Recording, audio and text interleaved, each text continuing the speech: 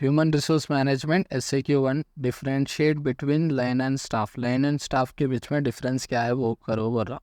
Line versus staff. Line authority, staff authority. Line authority में क्या है, इतना डायरेक्टली इन्वॉल्व रहते ऑर्गेनाइजेशन के एक्टिविटीज़ जो भी रहते उस लोगों में जो है सो डायरेक्टली इन्वॉल्व रहते इन लोग। और इन लोगों के पास क्या है, इन लोगों के पास पावर है, अथॉरिटी है कि इतना डिसीजन दे सकते हैं और जो है तो साथ ही साथ ऑर्डर्स भी दे सकते हो। जैसा आप कंपनी का ओनर है, उन्हें डिसीजन ले सकता और उन्हें ऑर्डर्स भी दे सकता एम्प्लॉयज़ को। और इनका क्या है, लाइन अथॉरिटी रिस्पॉन्सिबल है ऑर्गेनाइजेशंस के गोल को अचीव करने के वास्ते, इतना रिस्पॉन्सिबल है। स्टाफ अथॉरिटी, स्टाफ अथॉरिटी का क्या है, इतना खाली सपोर्ट करते आपको और एडवाइस करते लाइन मैनेजर को, खाली सलाहकार है समझो। इंजीनियर के सर का तुम ऐसा बनो ऐसा बनो, बनाने वाला तो लाइन अथॉरिटी वाला है। उसके बाद इतना क्या है, लोगों ने डायरेक्टली जो है सो कोई भी अथॉरिटी ऑर्डर नहीं रहता कि कोई भी ना डिसीजन मेकर्स नहीं रहते, डिसीजन नहीं सुना सकते, पूछ के करना पड़ता है इनको काम लाइन अथॉरिटी वालों। इतना क्या करते, खाली हेल्प करते मैनेजर्स की, कौन लाइन मैनेजर्स की, डिसीजन अगर कोई सा भी ले रहे तो खाली सलाह देते हो, ऐसा ऐसा करे तो ऐसा होता बोल। Second answer, explain 360 degree appraisal.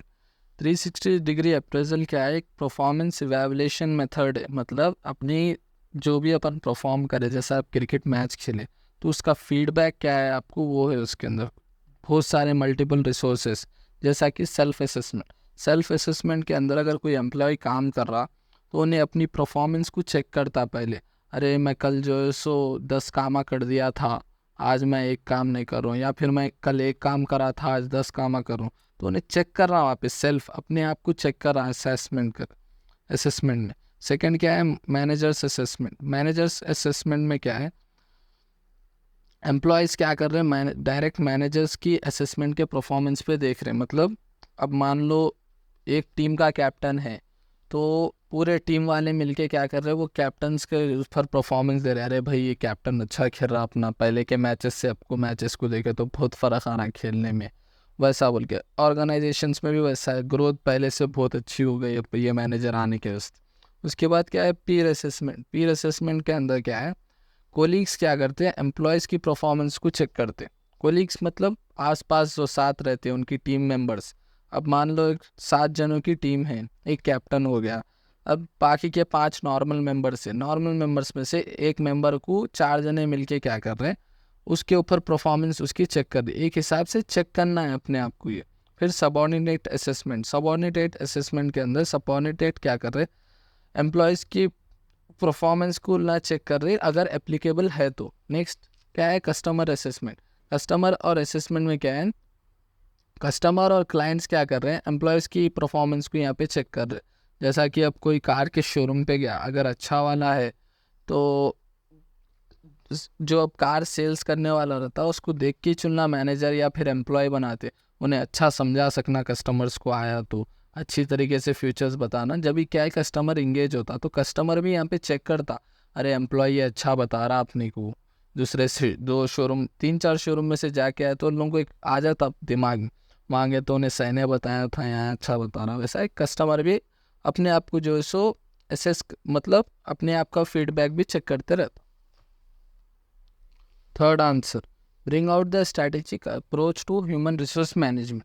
इसके अंदर क्या बोल रहा है, एक स्ट्रैटेजी के वैसा कुछ लेके आओ आप ह्यूमन रिसोर्स मैनेजमेंट के अंदर।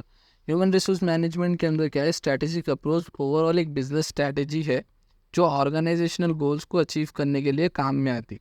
जैसा बहुत तरीके से आप स्ट्रैटेजीज ला सकते हैं, जैसा कि स्ट्रैटेजिक प्लानिंग पहला। इसके अंदर क्या कर रहे हैं आप, HR को जो है सो स्ट्रैटेजीज दे रहे जो कि बिजनेस के लिए बहुत अच्छी रहती, ये एक हो गया। उसके बाद क्या है, HR के आप वो देख रहे कि उन्हें कहाँ ड्रॉबैक कर रहा, उसको कहाँ सपोर्ट की ज़रूरत है आगे फ्यूचर में अंदर। अब जैसा कि अब कोई बंदा जो है सो 100 किलोमीटर अगर उन्हें डिस्टेंस कवर करा तो आगे उन्हें बहुत टायर्ड हो गया, तो एक दूसरा ड्राइवर होना ज़रूरी है उसको। तो एक क्या है, वैसे HR में भी, ह्यूमन रिसोर्स में भी, अगर कोई वहाँ पे अगर ड्रॉबैक कर रहा, अगर उन्हें वहाँ तक पहुँच गया तो उसको आगे और कैसा सपोर्ट कर सकते हैं ऑर्गेनाइजेशन में देखना ज़रूरी है। सेकंड है टैलेंट एक्विजिशन। टैलेंट एक्विजिशन के अंदर क्या है, पहले तो आप ऐसे टैलेंट को देखो और वहाँ फील करो कि जहाँ बहुत ज़्यादा क्रिटिकल पोजीशन है, मतलब अब मैनेजर का रोल जो है सो बहुत हार्ड रहता कंपेयर करें तो, आप उसको सब देखते हुए रहना पड़ता, सब देख के चलाना पड़ता। और वैसी टैलेंटेड पर्सन को आप हायर करो जो वो प्लेस पे फिट आ सकता। सेकंड क्या है, इम्प्लीमेंट करो कि इफेक्टिव रिक्रूटमेंट हो और सिलेक्शन प्रोसेस भी एक अच्छा सिलेक्शन प्रोसेस हो। आप खाली ऐसा नहीं कि मार्क्स देख लिए, थोड़े बहुत स्किल उसके देख लिए कि, तो वैसा सिलेक्शन नहीं, सही जने को सही प्लेस पे रखने का वो सिलेक्शन प्रोसेस आप करो। सेकंड थर्ड क्या है, टैलेंट डेवलपमेंट। टैलेंट डेवलपमेंट के अंदर क्या है, आप ट्रेनिंग दियो और प्रोवाइड करो, डेवलपमेंट की अपॉर्चुनिटीज़ प्रोवाइड करो, जिससे क्या है एम्प्लॉयज़ जो है सो उसकी स्किल्स और नॉलेज ओवरऑल बिल्ड होती है। सेकंड क्या है उसके अंदर ही पॉइंट कि कैरियर डेवलपमेंट के प्लान्स भी बनाओ आप एम्प्लॉयज़ को, आप ये करें तो आपको ये फ़ायदे होते हैं, आगे और आगे बढ़ सकते हैं आप ऑर्गेनाइजेशन में, तो उन्हें जो है सो पूरी मेहनत से काम करता हो। फोर्थ क्या है, परफॉर्मेंस मैनेजमेंट। परफॉर्मेंस मैनेजमेंट के अंदर क्या है कि कंपनी जो है सो एक क्लियर सेट कर देना परफॉर्मेंस। अब कोई शोरूम है तो शोरूम के मैनेजर को बोल दिया कि भाई ये महीने में आपको जो है सो 40 गाड़ी बेचना ही बेचना है कैसा भी, तो एक क्लियर सेट कर दे यार परफॉर्मेंस। अगर वो नहीं बेच रहा या बेच रहा अच्छा, तो उसको रेगुलरली फीडबैक प्रोवाइड करते रहो आप, या अगर नहीं बेच सक रहा तो उसको ट्रेनिंग दियो, कोचिंग देते रहो। अगर बेचा सही तो 40 की जगह 45 बेच दिया, तो आप उसको क्या करो, अप्रेजल दियो, जैसा कि प्रमोशन हो गया या फिर कोई ट्रिप का हो गया वाउचर, या जो भी है उसको अप्राइज करो, मतलब कॉन्ग्रेचुलेशंस दियो उसको बेनिफिट की वजह से। फिफ्थ वाला क्या है, कंपनसेशन एंड बेनिफिट। इसके अंदर क्या है, डेवलप करना कंपनसेशन और बेनिफिट्स पैक जो है सो एम्प्लॉयज़ के लिए वो बहुत ज़्यादा डेवलप करते रहना, तो क्या है एम्प्लॉयज़ क्या है खुश रहता अपनी ऑर्गेनाइजेशन से उसके लिए। और साथ ही साथ फेयर ट्रीटमेंट रहना और प्राइजेस भी जो है सो फेयर ट्रीटमेंट रहना और प्राइजेस भी जो है सो सही रहना उन लोगों को।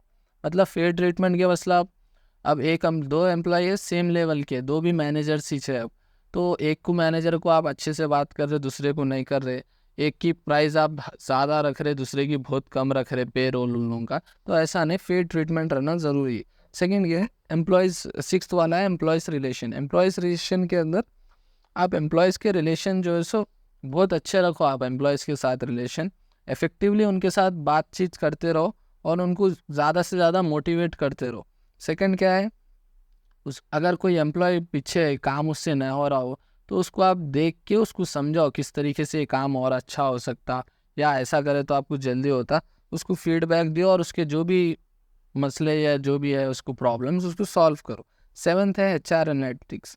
HR एनालिटिक्स के अंदर क्या है, आप डाटा यूज़ करते हुए एनालिटिक्स में लेके एक HR जो है इन्फॉर्म डिसीजन लियो। आप ऐसा नहीं सिर्फ ये देख लिए ले लिए, तो एक डेटा के थ्रू, एक रिसर्च के थ्रू एक इन्फॉर्म डिसीजन लियो, और जो भी मेजर इम्पैक्ट आ रहा है काम पे भी, जो काम सहने हो रहा है, यहाँ काम करे तो और ज़्यादा बेनिफिट हो सकता, वहाँ पे जो है सो आप एक्शन लियो उसके लिए, जिससे कि बिजनेस और ऑर्गेनाइजेशन को बहुत अच्छी तरीके से रिजल्ट्स आ सकते हैं। Fourth answer, explain the process of placement and induction. तो इन्हें क्या प्रोसेस है प्लेसमेंट और इंडक्शन का, एक्सप्लेन करोगे। प्लेसमेंट क्या है, एक प्रोसेस है जिसमें अपन एक सूटेबल जॉब के वास्ते एक सूटेबल पर्सन को हायर करते, सेलेक्ट करते। कैसा, अब कोई मैनेजर के लिए पोस्ट है अपने को, तो अपन मैनेजर लेवल वाले बंदे को हायर करते, अगर उसका एक्सपीरियंस देख के, स्किल्स देख के, क्वालिफिकेशंस देख के, ये सब अगर मैच कर रहे हो मैनेजर के वास्ते और उन्हें केपेबल है, हैंडल कर सकता हो मैनेजर की पोजीशन को, तभी उसको हम हायर कर सकते हैं। ये क्या है, प्लेसमेंट है। सेकंड क्या है, इंडक्शन। इंडक्शन क्या है, इंडक्शन एक प्रोसेस है जहाँ पे अपन न्यू एम्प्लॉय को इंट्रोड्यूस करते हैं। अब फॉर एग्जांपल क्रिकेट का खेलता हुआ बंदा अगर फुटबॉल में गया, तो फुटबॉल की टीम जो है उसको इंट्रोड्यूस करती कि फ़ुटबॉल ये चीज़ है, इसको ऐसा खेलते, ये रूल्स रहते, रेगुलेशंस रहते, जिससे क्या है उसका इंट्रोडक्शन हो रहा समझो एक हिसाब से। वैसे ऑर्गेनाइजेशन में टॉक में अगर मैं बोलूँ तो वहाँ पे पॉलिसीज़, प्रोसीजर्स और तुम्हारा जॉब क्या है वो सिखाते हो ना। इससे क्या हो रहा है कि एम्प्लॉयज़ को ना एक वेलकम फील करा रहे, उसको समझा रहे कि तेरा काम क्या है और ऑर्गेनाइजेशन की पॉलिसी क्या है, क्या होता, कैसा होता है काम, वो बता रहे। अब इसमें प्लेसमेंट और इंडक्शन का प्रोसेस क्या है बोले तो फर्स्ट है job analysis and job description. इसमें क्या है, क्लियरली आपको बोल देते कि आपकी जॉब की रिक्वायरमेंट्स क्या है। मैनेजर होना है मेरे, तो मैनेजर्स की मैं रिक्वायरमेंट डाल देता हूँ, मेरे को 3 साल का एक्सपीरियंस होना, सामने वाला जो भी कैंडिडेट है मैनेजर का, उसका ये स्किल्स रहना, ये मेरी रिक्वायरमेंट है, और रिस्पॉन्सिबिलिटीज़ ये रिस्पॉन्सिबल रहना, और ये क्वालिफिकेशंस होना उसके पास। तो मैं जो है सो उसको सेलेक्ट करता हूँ इंटरव्यू के वास्ते। सेकंड क्या है, recruitment and selection. Recruitment and selection के अंदर बहुत सारे अपन रिक्रूट करते हैं, मतलब सूटेबल कैंडिडेट है तो वेरियस रिक्रूटमेंट चैनल्स है। अब कोई मान लो XYZ कंपनी में काम कर रहा है एक बंदा, तो मैं उसको मालूम हुआ मेरे को अच्छा मैनेजर है, ये है वो है, अब उन्हें मेरे ऑर्गेनाइजेशन में अगर एप्लीकेशन डाला कि मैं आना चाहता हूँ, तो मैं उसका पूरा एक डाटा एनालिसिस करके अगर मेरे को अच्छा फीडबैक हुआ तो मैं उसको रिक्रूट करता हूँ। या अगर मेरे ऑर्गेनाइजेशन में एक जना ऐसा है जो मैनेजर लेवल का है मगर उसको मैनेजर पोजीशन नहीं है, तो मैं उसको फाइंड आउट करके क्या करता हूँ, रिक्रूट करता हूँ कि एक जगह से निकाल के दूसरी जगह उसको शिफ्ट करना है अगर है तो नहीं। और दूसरा देखा गया तो दूसरे कैंडिडेट्स को अगर देखे तो उनके स्किल्स के ऊपर, एक्सपीरियंस के ऊपर अगर उन्हें फिट हो रहा हो पोजीशन में, then only I will hire it. Second क्या है, प्लेसमेंट डिसीजन। प्लेसमेंट डिसीजन के अंदर क्या होता है कि मैच करना उन्हें राइट कैंडिडेट राइट जॉब के वास्ते।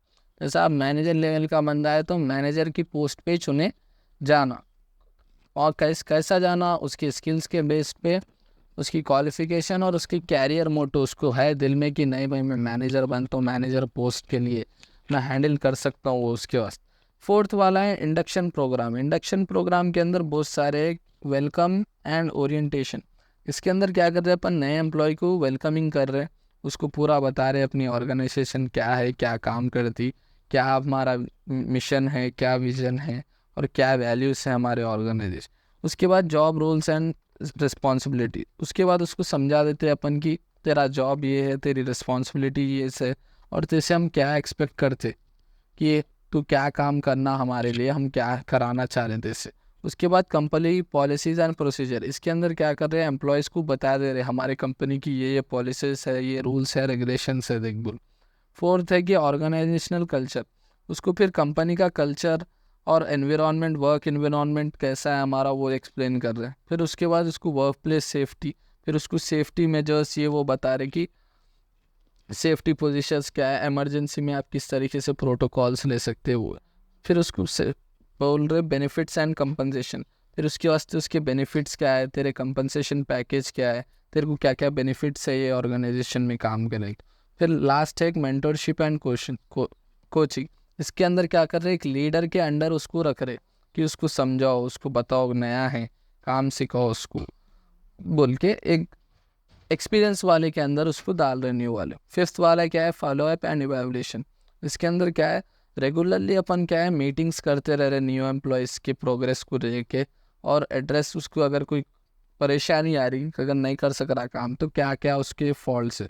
उसके अंदर नेक्स्ट क्या है, इवैल्यूएट द। इसके अंदर क्या कर रहे हैं, उसकी इफेक्टिवनेस को और कैसा, अगर उन्हें कोई काम में नहीं कर सक रहा तो और कैसा उसको इम्प्रूव कर सकते, उसकी प्रॉब्लम को किस तरीके से सॉल्व कर सकते हैं इफेक्टिवली, वो देख रहे। Fifth, discuss the process training and retraining. इसके अंदर प्रोसेस क्या है, ट्रेनिंग और रीट्रेनिंग के अंदर हमारा ट्रेनिंग क्या है। ट्रेनिंग क्या है, एक स्पेसिफिक स्किल्स को जो है सो इम्पार्ट करते, मतलब अब जैसा इम्प्लीमेंट और सिखाती। अब आपको जो है सो शॉर्टकट्स या ऐसा कोई ऐसी चीज़ें जो आपको नहीं मालूम है और उससे आपको बहुत फ़ायदा होता, जैसा कि नॉलेज हो गया, और उनके जॉब्स में जो है सो बहुत ज़्यादा काम में आने वाली चीज़ें है, उसको जो है सो ट्रेनिंग बोलते। ये क्या है, करंट स्किल की डेवलपमेंट पे और नॉलेज के ऊपर फोकस करने पे रहता। और फॉर एग्जांपल आप लिख रहे तो आपको ट्रेनिंग ये मिल रही कि आप और अच्छा से कैसा लिख सकते हो, उसकी ट्रेनिंग मिल रही। तो आपको तो आता लिखने, मगर और ट्रेन क्या कर रहा उन्हें कि और अच्छे से कैसा लिख सकते हो, वो एक ट्रेनिंग है। इसके अंदर क्या है, ट्रेनिंग प्रोसेस के अंदर नीड असेसमेंट। इसके अंदर क्या हो रहा, अब ऑर्गेनाइजेशन के वे से देखें तो जॉब के अंदर ट्रेनिंग कहाँ उसको ज़रूरी है वहाँ फाइंड कर रहे हैं, उसके परफॉर्मेंस को देख के, ऑर्गेनाइजेशंस के गोल्स को देख के, उसके असेसमेंट को देख के वहाँ फाइंड आउट कर रहे हैं ना कि इसको ट्रेनिंग की कहाँ ज़रूरत है बोल। उसके बाद ट्रेनिंग ऑब्जेक्टिव। ट्रेनिंग ऑब्जेक्टिव के अंदर इन्हें क्लियरली बोल दे रहे कि किस तरीके की ये ट्रेनिंग रहेंगी और क्या क्या आपको सीखने मिलेगा इसके अंदर, ये ट्रेनिंग के अंदर। फिर ट्रेनिंग डिज़ाइन। ट्रेनिंग डिज़ाइन के अंदर इन्हें क्या बोल रहे, ट्रेनिंग का एक प्रोग्राम बना दे रहे, जैसे कि ऑनलाइन कोर्सेस हो गया, ये इसके अंदर कंटेंट डाल रहे अभी ना कि किस तरीके से आपको ट्रेनिंग सिखाए जाएंगे। आप समझ गए किस तरीके से आपको सिखाते हैं हम ना, क्या क्या चीज़ें हैं इसके अंदर सीखने। फिर ट्रेनिंग की डिलीवरी मतलब आप उनको सिखा रहे, बहुत सारे वेरियस चीज़ों से प्रोग्राम्स को लेके इम्प्लीमेंट करके उनको सिखा रहे, जैसा कि क्लासरूम ट्रेनिंग एक जगह बिठा के सिखा रहे, या फिर ऑनलाइन सिखा रहे, या फिर प्रैक्टिकल फील्ड में सिखा रहे। अब जैसा कि आर्मी का बेस्ट एग्जांपल ले ले, तो पहले उनको एक बिठा के चैम्बर में वहाँ सिखाती, फिर उसके बाद अगर कोई ऑनलाइन, अगर लोग दूर है दूसरी जगह है तो ऑनलाइन मीटिंग के थ्रू सिखाते। फिर उसके बाद ऑन द जॉब ट्रेनिंग, अब उन लोगों को फायरिंग का सिखाए थे इंट्रोडक्शन क्लासरूम में और ऑनलाइन में, तो अब ऑन फील्ड ट्रेनिंग उनको गन दे के चलाना सिखाते, on field training on the job training बोलते हैं उन्हें। फिर फिफ्थ वाला क्या है, इवैल्यूएशन के अंदर क्या है, अब देख रहे अभी इन्हें सिखाए ना तो क्या फ़ायदा हो रहा है, पहले कैसा चला रहे थे इन लोग गन, अब कैसा फायरिंग कर रहे हो ना, तो उस पर क्या है चेक कर रहे सर्विस के थ्रू, ट्रेनिंग के assignments through, pre and post, मतलब पहले और अब क्या फ़र्क आया इनके अंदर। फिर रीट्रेनिंग क्या है, एक ऐसा मेथड है एम्प्लॉयज़ के ऊपर यूज़ करने का कि उनको फिर से एक बार ट्रेनिंग देते हैं ना, समझ गए। अब मान लो वो गन थी पिस्टल उल्ला जो चला रहे, अब उनको मशीन गन आ गई, तो उनको चलाने तो आता पिस्टल, अब मशीन गन चलाने फिर से सिखाना ना, तो एक रीट्रेनिंग है ये। तो इसमें क्या है, एक स्किल्स का अगर गैप आ गया तो, या चेंजेस आ गए टेक्नोलॉजी के अंदर, ऑर्गेनाइजेशन के अंदर, तो उनको शिफ्ट करना पड़ता है एम्प्लॉयज़ को। पहले अब इतना स्मार्टफोन पे अगर काम करते थे, तो अब कंप्यूटर अगर आ गया ऑर्गेनाइजेशन में, तो उन लोगों को कंप्यूटर पे शिफ्ट करना पड़ता, उनको बताना पड़ता कि किस तरीके से चलता, कैसा चलाना है क्या नहीं, एक्सेट्रा एक्सेट्रा। तो उसके बाद रीट्रेनिंग के प्रोसेस के अंदर सेम ही है जो ट्रेनिंग प्रोसेस के अंदर है। इसके अंदर आइडेंटिफाई द नीड, मतलब कहाँ उन लोगों को ज़रूरत है रीट्रेनिंग की, कहाँ उन लोग पीछे है, कैसा अपन उन लोगों को रीट्रेन कर सकते हैं टेक्नोलॉजी एडवांस। फिर नीड असेसमेंट के अंदर उन लोगों को जो है स्पेसिफिक स्किल्स या नॉलेज के थ्रू फिर से ट्रेनिंग देते हैं उन लोगों को, नई टेक्नोलॉजी आई तो नई टेक्नोलॉजी को लेके कंटेंट बना के ट्रेनिंग। फिर ट्रेनिंग डिज़ाइन एंड डिलीवरी, इसके अंदर क्या करते हैं, डिज़ाइन करते कि कितना ईजी अगर उनको समझा सकते अपन, उतना ईजी जो है सो उन लोगों को जो है सो समझ में आना बोल के सामने वालों को, उस तरीके से कस्टमाइज रीट्रेनिंग प्रोग्राम एक डिज़ाइन करते हैं। फिर लास्ट वाला है इवैल्यूएशन, उन लोगों को सिखाए बाद वो जो भी करे बाद फिर क्या हुआ, पहले को आपको क्या डिफरेंस आया नहीं आया, वो मेजर करते हैं एम्प्लॉयज़ की परफॉर्मेंस में ग्रोथ हुई, ऑर्गेनाइजेशनल गोल्स अचीव हुए या नहीं हुए मेरे। Sixth answer, right a note on employees health and safety. तो एम्प्लॉयज़ हेल्थ एंड सेफ्टी के ऊपर एक नोट लिखो बरा। एम्प्लॉयज़ हेल्थ एंड सेफ्टी क्या है, बहुत क्रूशियल एस्पेक्ट है ह्यूमन रिसोर्स मैनेजमेंट का, मतलब एक मेन चीज़ है ह्यूमन रिसोर्स मैनेजमेंट की जो है एम्प्लॉयज़ की हेल्थ एंड सेफ्टी। इसके अंदर क्या है, ऐसा एनवायरनमेंट बनाओ बोल रहे वर्किंग प्लेस जो कि सेफ़ रहना और हेल्थी रहना, जो कि एम्प्लॉयज़ को प्रोटेक्ट करना फिज़िकल और साइकोलॉजिकल हार्म से। जैसा कि इनके की कंपोनेंट्स क्या है, रिस्क असेसमेंट के अंदर क्या है ना, ढूंढते कि कहाँ भाई रिस्क है कि कुछ हो सकता, या कहाँ कुछ ऐसा कुछ आ सकता पोटेंशियल, तो उसको एड्रेस करके उनना जो है सो वहाँ सॉल्व करते फर्स्ट। सेकंड है प्रिवेंटिव मेजर्स के अंदर क्या है, इनला मेजर्स सेफ्टी इक्विपमेंट्स या जो है सो मेजर्स ऐसा रखते कि कंट्रोल कर सकना, अगर कुछ भी हुआ खुदा ना खास्ता हादसा तो उसके वास्ते ना कंट्रोल कर सकते। जैसा कि अब कोई फायर ब्रिगेड वाले हैं तो ना क्या है कंट्रोल करते कि अगर कोई आग लगी तो फर्स्ट अपना इक्विपमेंट्स रहना, फिर वाटर रहना, स्टेयर्स रहना, तो ना अपनी सेफ्टी फर्स्ट देखते हुए वो जो है सो काम करते हैं। तो इसके लिए इन लोगों को प्रिवेंटिव मेजर्स के अंदर क्या है, अगर कुछ भी हो रहा खुदा ना खास्ता कुछ भी आग लगी ऐसा करी, तो इन लोग क्या करते ट्रेनिंग देते उसके लिए आप क्या कर सकते, कैसा आप उसमें से निकलना, दूसरों को बचाना। और रेगुलरली जो है सो ह्यूमन रिसोर्स क्या करता है, इंस्पेक्शन करता, देखते रहता, चेक करते रहता कि ऐसा कुछ भी हो रहा है या नहीं हो रहा। सेकेंड है इमरजेंसी प्रोसीजर्स। क्या है, प्रोसीजर्स के अंदर इतना क्या है डेवलप करते हैं और प्रैक्टिस करते हैं इमरजेंसी प्लान्स के लिए, अगर कुछ हो रहा। अब आर्मी में वही सिखाते, मतलब अब किसी दोस्त को अगर गोली लगी तो आप क्या करते, अब करके बताओ, मतलब सिखा के ट्रेनिंग देवा, तो उन्हें क्या करता, उसको उठाता, कंधे पे रख के भागता है, जो भी है सेव करने की कोशिश करता। वैसे ऑर्गेनाइजेशन में भी इमरजेंसी प्रोसीजर्स के लिए ट्रेन करते एम्प्लॉयज़, क्योंकि आप ये प्लान लेना, ये स्टेप्स लेना, अगर कुछ भी हो गई इमरजेंसी तो। फिर उसके बाद क्या है, एर्गोनॉमिक्स। एर्गोनॉमिक्स के अंदर मतलब इला ऐसा वर्क स्टेशन डिज़ाइन करते, मतलब ऐसी वर्किंग एनवायरनमेंट डिज़ाइन करते जहाँ पे कम से कम उसको जो है सो बहुत कम फिजिकल और मेंटल डिस्कम्फर्ट रहना, मतलब बहुत कम, नहीं के बराबर नहीं रहना, मतलब वैसा। अब कोई बैठ बैठ के बेजार हो जाता फिजिकली, अरे ये क्या है ऐसा वर्किंग एनवायरनमेंट। नेक्स्ट क्या है, mental health support. Mental health support के अंदर क्या है, रिसोर्सेज और प्रोग्राम एड्रेस करते हैं कि मेंटल हेल्थ और इश्यूज उसको लेके, स्ट्रेस को लेके, डिप्रेशंस को लेके उन लोग जो है सो उस पर वर्क करना वो। फिर नेक्स्ट है वर्क प्लेस। हाँ, नेक्स्ट है वर्क प्लेस वेलनेस प्रोग्राम। इसके अंदर क्या कर रहे हैं ना, एक हेल्दी लाइफस्टाइल प्रोवाइड कर रहे हैं, हेल्दी एनवायरनमेंट प्रोवाइड कर रहे हैं, जैसा कि फिटनेस प्रोग्राम्स, हेल्थ स्क्रीनिंग और वेलनेस चैलेंजेस या ऑर्गेनाइजेशंस में प्रोवाइड करते। एक दिन फिटनेस के लिए वो लोग प्रोवाइड करते, एक दिन हेल्थ स्क्रीनिंग। एक वर्क प्लेस में भी जो है सो एक अच्छे प्रोग्राम्स, फिट रहने के प्रोग्राम्स वो लोग HR जो है सो प्रोवाइड करते। एक्सीडेंट, नेक्स्ट क्या है, एक्सीडेंट इन्वेस्टिगेशन एंड रिपोर्टिंग। इसके अंदर क्या कर रहे हैं, जो पुराने हादसे हुए थे तो उसको एड्रेस करते हुए क्या कर रहे हैं, उसकी जड़ तक जा रही, क्यों हुआ था, अगर आग लगी बिल्डिंग में तो क्यों लगी, क्या रीज़न, तो उससे क्या कर रहे हो ना, वो चीज़ दोबारा ना होना फ्यूचर में बोल के उसको टोटली क्लोज करने की कोशिश करते हैं HR। उसके बाद कंप्लायंस विथ रेगुलेशन। इसके अंदर क्या कर रहे हैं, लोकल से, स्टेट से और हेल्थ एंड सेफ्टी के रेगुलेशंस पूरे लोग फॉलो कर रहे हैं ऑर्गेनाइजेशन। तो इसकी वजह से एम्प्लॉयज़ की जो है सो सेफ्टी रह रही, हेल्थ एंड सेफ्टी के ऊपर HR वर्क कर रहा। 7th आंसर है defined job evaluation. Job evaluation क्या है, एक सिस्टमैटिक प्रोसेस है जिसमें क्या है, एम्प्लॉय को डिफरेंट जॉब्स देते हो ना रिलेटेडली उस ऑर्गेनाइजेशंस के अंदर। अब फॉर एग्जांपल, अब कोई टीम है, अब फुटबॉल का एग्जांपल अगर आप ले लो, तो फुटबॉल में जो प्लेयर्स है तो नॉर्मली डिफेंडर्स एक है, अटैकर्स एक है और एक गोलकीपर एक है। तो क्या कर रहे, एक जने को देख रहे और उसको लेके क्या कर रहे, उसको गोलकीपर बना रहे।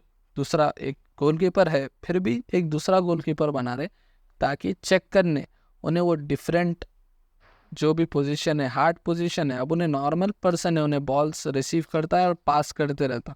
अब उसको गोलकीपर बनाए तो उसको बहुत हार्ड रहता है कि गोल्स मारे तो रोकना, शूट्स आ रहे तो रोकना। तो यहाँ पे उसकी चेक कर रहे, उसके जॉब को ऑर्गेनाइजेशन के उससे देखा गया तो जॉब को टेस्ट कर रहे और हार्ड जॉब दे के टेस्ट कर रहे उसको, एम्प्लॉय को, इन्हें कर सकता क्या, अगर कर रहा तो क्या स्किल्स लेके कर रहा है, इसके वो ताकत है, इन्हें रोल के लिए बना या नहीं बना बोल के। इससे क्या हो रहा, ऑर्गेनाइजेशन को एक मालूम हो जा रहा कि कौन सा एम्प्लॉय किस तरीके से काम कर सकता है और कहाँ उन्हें फिट कर सकता, आगे बढ़ सकता है या नहीं बढ़ सकता, उसके क्या क्या क्लॉज रहते हैं, एडवांटेज रहते हैं, उन लोगों को जॉब इवैल्यूएशन से मालूम हो रहा है। इसके अंदर जो है सो जॉब कंटेंट एनालाइज करना है, रिस्पॉन्सिबिलिटीज़ देखना है, स्किल्स है क्या नहीं वो देखना है, और अप्रोप्रिएट कंपनसेशन हो रहा और बेनिफिट हो रहा है क्या उसको वो पोजीशन से, वो भी देखना है। 8 differentiate between job specification and job description. इन दोनों में फ़र्क क्या है, जॉब स्पेसिफिकेशन और डिस्क्रिप्शन के बीच में बोल रहा। तो जॉब डिस्क्रिप्शन क्या है, इन्हें क्या है, ड्यूटी क्या है वो बताता, रिस्पॉन्सिबिलिटीज आपकी क्या है और किस तरीके का आपको टास्क देते हम एक स्पेसिफिक जॉब में, वो बताता कि किस तरीके का काम है ये, वो बताता। उसके बाद इन्हें डिटेल्स बताता आपको कि डे टू डे एक्टिविटीज़ में आपका ओवरऑल पर्पस, आपका रोल क्या रहेगा, आप क्या रहेंगे हर दिन जो काम में है, आप उस क्या क्या करना रहेंगे आपको हर दिन के काम में बोली। और क्या है कि इन्फॉर्मेशन दे देता है इन्हें जॉब के रिगार्डिंग, रिपोर्ट रिलेशनशिप्स के रिपोर्ट करने के लिए, मतलब इसको आप रिपोर्ट कर देना, आपका जॉब ये है। और एक्सपेक्टेशंस आपका एक बता देते कि आपसे हम क्या एक्सपेक्ट करते हैं अगर आप ये जॉब में आए।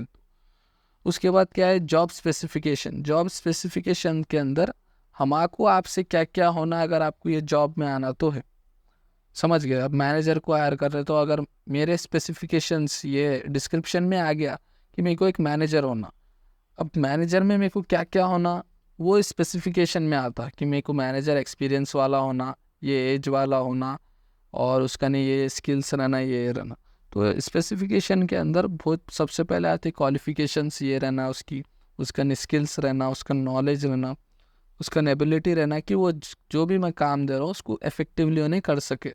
उसके बाद जैसा कि रिक्वायरमेंट्स वही एजुकेशन, एक्सपीरियंस, कोई एक्स्ट्रा सर्टिफिकेट्स है सो एक्सपीरियंस काम करे सो, और कोई टेक्निकल स्किल से क्या इससे हट के, और फिजिकल और मेंटल हेल्थ से आप डील्स कर सकते क्या डिमांड जॉब में बोल के, वो है स्पेसिफिकेशन।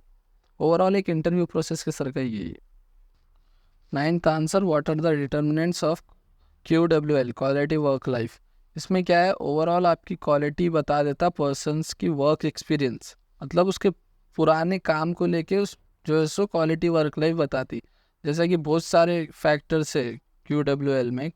फर्स्ट है जॉब डिज़ाइन। जॉब डिज़ाइन के अंदर जॉब इनरिचमेंट, इसके अंदर क्या है, चैलेंजेस देते हो उसको काम करने के वास्ते, केपेबल है, टेस्ट करते हो उसको मीनिंगफुल वर्क के लिए।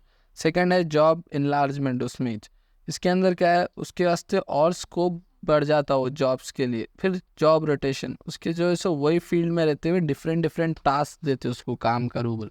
सेकंड है वर्क एनवायरनमेंट। इसके अंदर क्या है, फिजिकल वर्क कंडीशंस भी रहते हैं, जैसा कि सच एज लाइटनिंग, मतलब लाइट के अंदर नॉइज़ पोल्यूशन, टेम्परेचर्स के अंदर फिजिकल वर्क कंडीशंस रहते। फिर साइकोलॉजिकल वर्क कंडीशंस भी रहते, जैसा कि स्ट्रेस लेवल, जॉब सिक्योरिटी और वर्क लाइफ बैलेंस, वो भी करना रहता है उसको। थर्ड है ऑर्गेनाइजेशनल कल्चर। ऑर्गेनाइजेशनल कल्चर्स में क्या है, वैल्यूज़ क्या है उसके, उसका बिहेवियर क्या है ऑर्गेनाइजेशंस के लिए, और एक पॉजिटिव और सपोर्टिव ऑर्गेनाइजेशनल कल्चर रहा तो उन्हें क्या करता, इन्हेंस करता QW क्वालिटी वर्क लाइफ को। फोर्थ वाला है कंपनसेशन एंड बेनिफिट। इसके अंदर क्या है, फेयर और कॉम्पिटिटिव कंपनसेशन पैकेज रहना, मतलब सबको इक्वली जो है सो आपका प्राइसिंग या पेरोल रहना उसके अंदर। जैसा कंपरेसिव बेनिफिट्स, और बेनिफिट्स जैसा कि हेल्थ इंश्योरेंस भी रहना उसके लिए, रिटायरमेंट के बाद एक पेंशन प्लान भी रहना, फ्लेक्सिबल वर्क अरेंजमेंट्स रहना, ये थोड़े कंपनसेशन एंड बेनिफिट्स है। फिफ्थ वाला है एम्प्लॉय रिलेशन। इसके अंदर क्या है, ओपनली आप कम्युनिकेट करना आपके एम्प्लॉयज़ से या मैनेजमेंट से, और जो है सो लोगों को उनके हाल पे छोड़ देना कि तुम हैंडल करो, ये डिसीजन मेकर पावर बनाना, और लोगों को अपॉर्चुनिटीज़ देना कि डिसीजन आप भी डिसीजन लियो किसी भी चीज़ पे बोल। सिक्स्थ है कैरियर डेवलपमेंट। कैरियर डेवलपमेंट के अंदर उनको मौका देना कि कैरियर उनके प्रोफेशनल ग्रोथ में, ऑर्गेनाइजेशन में और ज़्यादा उन लोग आगे बढ़ना, एडवांसमेंट देना, और लोगों को नया और ये चीज़ तो ट्रेनिंग डेवलपमेंट देना, जिससे और भी उनके स्किल्स जो है सो अपग्रेडेड होते। कैरियर की काउंसलिंग करना और मेंटोरिंग करना, जैसा कि सिखाना, बिठा के समझाना अगर कहीं सहने जा रहे या नहीं। सेवन्थ है वर्क लाइफ बैलेंस। इसके अंदर उनके वास्ते जो है सो फ्लेक्सिबल वर्क अरेंजमेंट रहना, जैसा कि टेलीकम्यूटिंग एंड फ्लेक्स टाइम। अब फॉर एग्जांपल 9 घंटे उन्हें ऑफिस में है, तो भाई तुम 8 घंटे रह के 1 घंटा फ़ोन से भी संभाल लो, 1 घंटा पहले भी चल जा सकते हैं। अब एक फ्लेक्सिबल, और उनके ऊपर जितना उन्हें काम कर सकते हो उतना ही लोड देना, और उतने वर्क आवर्स ही रखना। अब कोई कैपेसिटी है उसकी 6 घंटे उन काम कर सकता, तो 6 घंटे रखना, ऐसा नहीं 10 घंटे बिठा के पूरा, ऐसा वैसा नहीं करना। और सपोर्टिव एक वर्क लाइफ बैलेंस एक पॉलिसी बना देना ऑर्गेनाइजेशन में कि भाई 6 घंटे से ज़्यादा कोई काम करना नहीं है, 6 घंटे काम करके आप जा सकते हैं।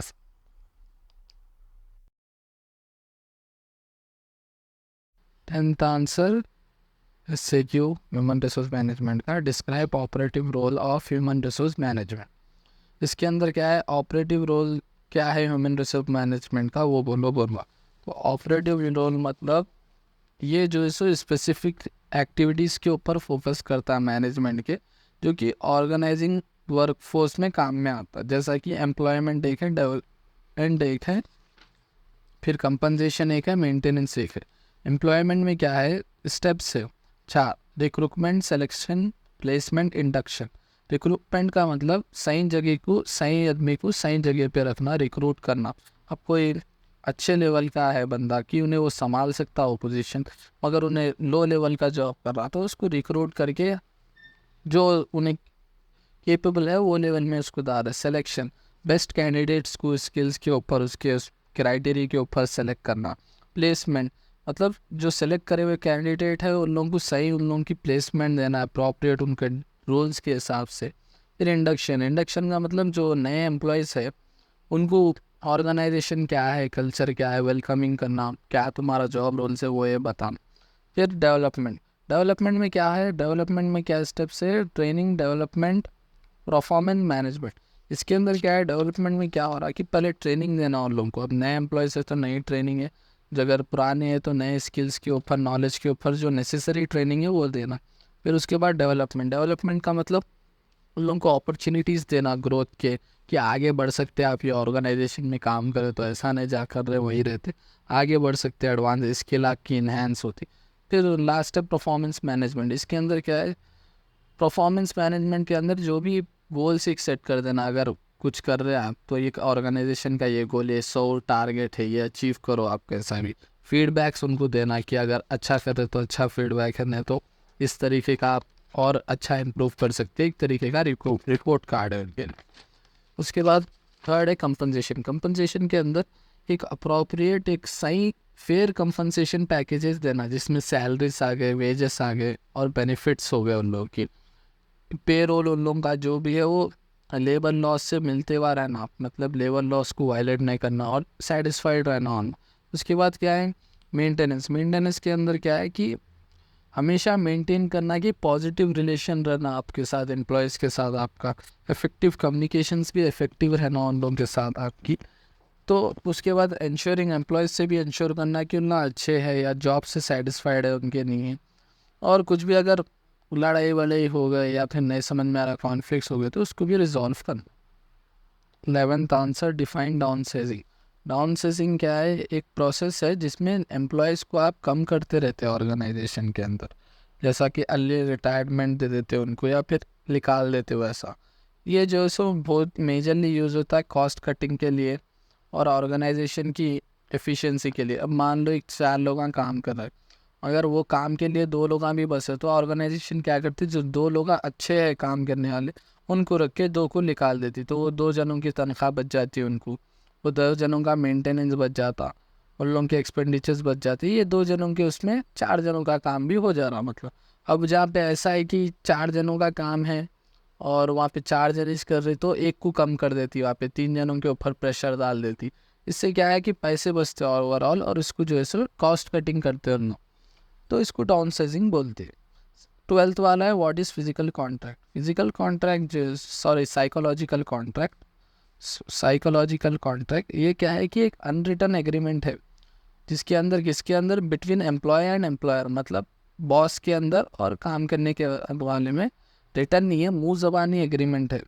तो ये क्या है, जैसा कि एक्सपेक्टेशंस है उसकी, या जॉब सिक्योरिटी है, या फेयर ट्रीटमेंट हो गया, कैरियर डेवलपमेंट अपॉर्चुनिटी हो गया, वर्क लाइफ बैलेंस, ये क्या है आपको रिटर्न में नहीं मिलता, अनरिटर्न रहता है। जैसा कि तुम ये काम कर लो मियाँ, मैं तुम्हारा प्रमोशन नेक्स्ट ईयर देता हूँ, तो ये क्या है, मुँह ज़बानी की बात है, प्रॉमिसेस के ऊपर, एक्सपेक्टेशंस के ऊपर रहता। ये होना बहुत ज़रूरी है क्योंकि इससे जो है सो एम्प्लॉयर्स और एम्प्लॉय के बीच में अच्छा रिलेशनशिप बनते रहता और उसको सामने वाले को जॉब सेटिस्फाइड भी होते रहता। समझ गए। 13th ऐसे कि व्हाट इज़ नीड्स असेसमेंट। इसके अंदर क्या है, नीड्स असेसमेंट क्या है बोलो, ये एक सिस्टमेटिक प्रोसेस है जिसमें आइडेंटिफाई करते, ढूंढते और एनालाइज करते ट्रेनिंग को और डेवलपमेंट को जो कि ज़रूरत है ऑर्गेनाइजेशन। इसके अंदर क्या है, स्किल्स इन्वॉल्व है, नॉलेज इन्वॉल्व है, एबिलिटी इन्वॉल्व है, और ये होना है ऑर्गेनाइजेशनल गोल्स को अचीव करने के लिए। इन्हों क्या करता है, ढूंढता कि कहाँ गैप्स है, मीन्स कहाँ अपन पीछे है, करंट में, करंट स्टेट में अगर पीछे है या फ्यूचर में अपन पीछे हो सकते हैं ऐसा चलते गए तो इससे क्या है, गोल्स को अचीव करने के लिए नीड्स असेसमेंट होना बहुत ज़रूरी है, तो कि उन्हें वो एरियाज़ को फाइंड करता कि जहाँ पे आपको डेवलपमेंट होना है। ये जो है सो बहुत मोस्ट इफेक्टिव स्ट्रैटेजी है ऑर्गेनाइजेशंस को गोल्स अचीव करने के वास्ते। 14th answer, what are goals of labour union.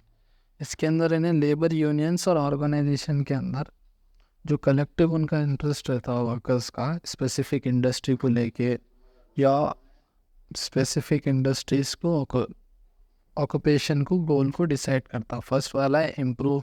अब इसके गोल्स क्या है लेबर यूनियन के, वो देखो। फर्स्ट है improve wages and benefits.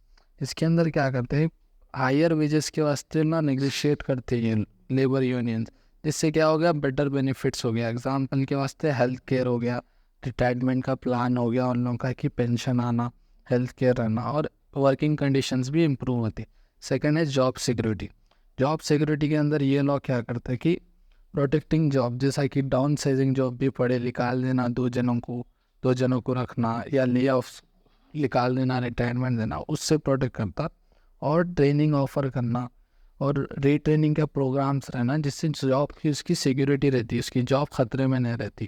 Third है सेफ वर्किंग कंडीशंस। इसके अंदर क्या है कि इतना ये एश्योर करते कि जो काम करने की जगह है वो सेफ़ रहना, रेगुलेशन रहना, और प्रमोट करना सेफ वर्क एनवायरनमेंट। और किसी भी अगर खुदा ना खास्ता ऐसा कुछ भी ऐसा हुआ हादसा, तो उसको अपन कवर करने के वास्ते भी क्या क्या मेजर्स लेना, और पहले से ना डिसाइड करके रखना। फोर्थ वाला है फेयर ट्रीटमेंट। इसके अंदर क्या करना है ना, सबके अमाउंट एक फेयर रख रहे, इक्विटी रख रहे, फेयरनेस रख रहे वर्किंग प्लेस में, और डिस्क्रिमिनेशन ना होना, किसी भी खिलाफ हेरेसमेंट ना होना, और अनफेयर लेबर प्रैक्टिस ना होना। फिफ्थ वाला है एम्प्लॉयज़ राइट। हर एम्प्लॉय को उसका राइट रहना कि उन्हें बार्गेन कर सकना, कलेक्टिवली स्ट्राइक्स भी कर सकना, प्रोटोकॉल्स को फॉलो करते हुए, और ये इंश्योर करना कि कंप्लायंस उनके लेबर लॉस और रेगुलेशन के साथ हो रही सो। फिर सिक्स्थ है वर्क लाइफ बैलेंस। इतना क्या करना है, फ्लेक्सिबल वर्क अरेंजमेंट्स रखना, जिससे क्या है उन्हें काम भी करना और अपनी ज़ाती ज़िंदगी में भी आराम से रहना वो हिसाब से। तो उसके अंदर क्या है, रीजनेबल वर्किंग आवर्स रखना, मीन्स 6 घंटे उन्हें काम कर सकता तो 6 घंटे रखना। ओवर टाइम पे रेगुलेशंस रखना कि ओवर टाइम भी करे तो आप 1 घंटा कर सकते, उससे ज़्यादा नहीं, ऐसा कुछ रेगुलेशंस भी रख सकते। सेवन्थ है सोशल एंड इकोनॉमिक जस्टिस। इतना क्या है, ये लॉस ये एश्योर करते हैं कि सोशल और इकोनॉमिक इश्यूज़ को भी एड्रेस करना है ना, जैसा कि पावर्टी हो गया, गरीबी, इनइक्वालिटी हो गया, या अनएम्प्लॉयमेंट हो गया, और इतना प्रमोट करना सोशल जस्टिस को और वर्कर्स राइट को। 15th वाला ये है SCQ, what do you mean by prevailing wages. Prevailing wages मतलब मिनिमम, कम से कम उसकी मजदूरी या तनख्वाह जो कि एक वर्कर को स्पेसिफिक उसके एरिया के हिसाब से मिलती पर्टिकुलर ऑक्यूपेशन के अंदर। अब फॉर एग्जांपल अगर आप यहाँ के लेबर को देख लिए जो कि 1000-2000 रुपये चार्ज कर रहा है, 1500 to 2000 रुपीज़, वही आप यूपी या नॉर्थ के स्टेट हो गए तो वहाँ पे आपको 500 to 1000 चार्ज कर रहा है। ये क्या है, कम से कम उनकी मजदूरी है जो कि स्पेसिफिक एरियाज़ को लेके है। वहाँ पे काम कम है, यहाँ पे डिमांड ज़्यादा है। इसकी वजह से क्या हो रहा है कि एक स्पेसिफिक वेजेस उनके ऊपर डिसाइडेड है वो लोकेशंस के ऊपर, HRM और गवर्नमेंट इसमें रेगुलेशंस और एग्रीमेंट्स लगाती है कि जैसी भी इंडस्ट्री हो या जो भी हो, कम इसमें से क्या कम हो रहा, एक मैनेजरल जने फंक्शंस को क्या है, इतना ह्यूमन रिसोर्स वेजेस मैनेजमेंट पर के आवर एक्सप्लेन देना करा ही बोला। देना है। ये human laws resource assure management करती क्या है, एक गवर्नमेंट्स स्ट्रैटेजिक ताकि अप्रोच है, हर और ये काम बहुत करने वाले को एक फेयर इफेक्टिव है कंपनसेशन मैनेजमेंट के मिलना। वास्ते और ऑर्गेनाइजेशन के वास्ते, मतलब बहुत कामदार है। ये क्या करती है, हेल्प करती है बिजनेस को, ताकि वो कॉम्पिटिटिव एडवांटेज से उन्ना जो है सो आगे रहे। मतलब 2 दुकानें खोल ली, तो एक जना अगर मैनेजरियल फंक्शंस यूज कर रहा है HRM के, तो उसको हेल्प करती कि दूसरी उसकी दुकान जो कॉम्पिटिटर है उससे आगे कैसा रहना है। इसके अंदर क्या क्या इन्वॉल्व रहते, जो planning, organizing, directing, controlling and coordinating human resource के जो है सो बहुत अहम चीज़ें हैं, तो आपके ऑर्गेनाइजेशनल गोल्स को अचीव करने के लिए। फर्स्ट है मैनेजरल फंक्शंस ऑफ HRM के अंदर क्या है, फर्स्ट है ह्यूमन रिसोर्स प्लानिंग।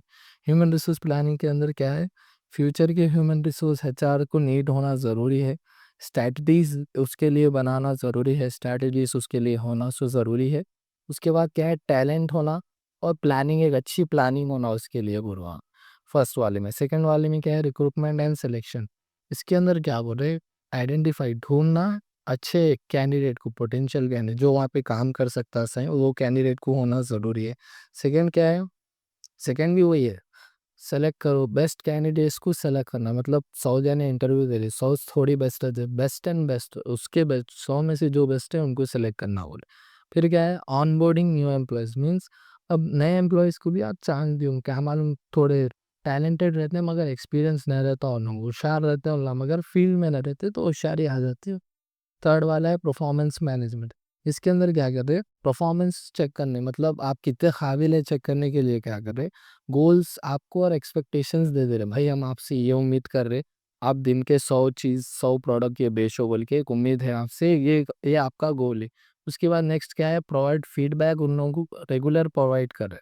मीन्स भाई आप आज अच्छा करे, सही बेचे आप, नहीं भाई इसमें आप कम है, इसमें ज़्यादा करो, इसमें अच्छा बेचो बोल के।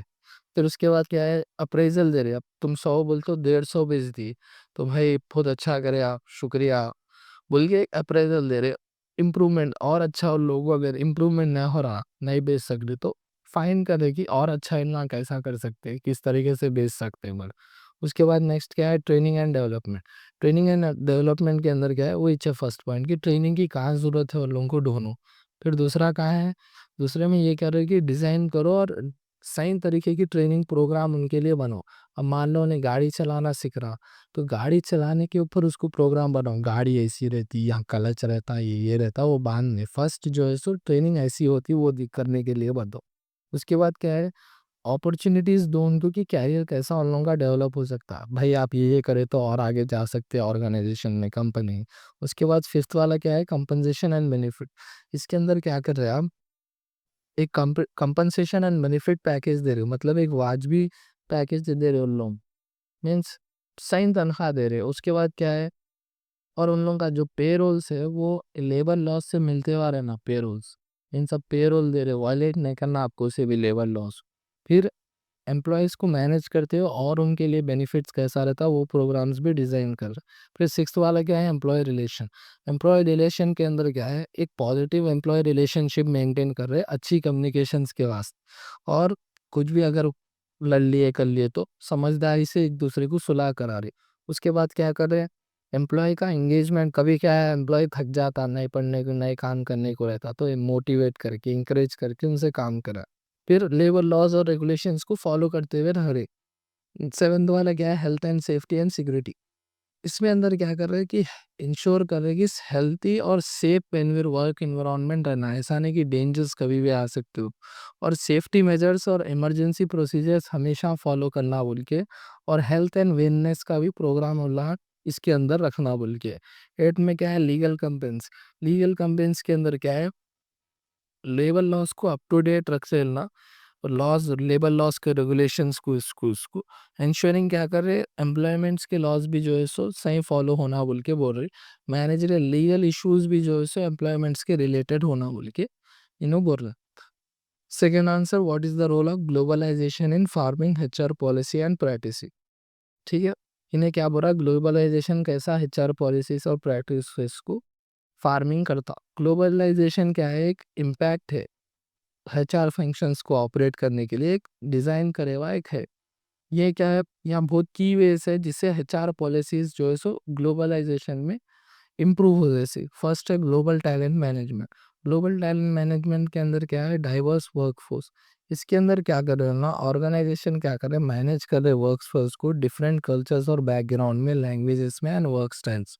मीन जैसा कि अब वर्कफोर्स को मैनेज करना बोलते हो डिफरेंट कल्चर्स, मतलब अब कोई नॉर्थ का रहता, कोई साउथ का रहता, अपने अलग अलग लैंग्वेज रहती है, अपने अलग अलग जो है सो कल्चर रहता है उन लोगों का बात करने का, वर्क करने। फिर नेक्स्ट क्या है, ग्लोबल टैलेंट एक्विजिशन। इसके अंदर क्या करे, दुनिया भर से टैलेंट को सोर्स कर रहे हैं आप।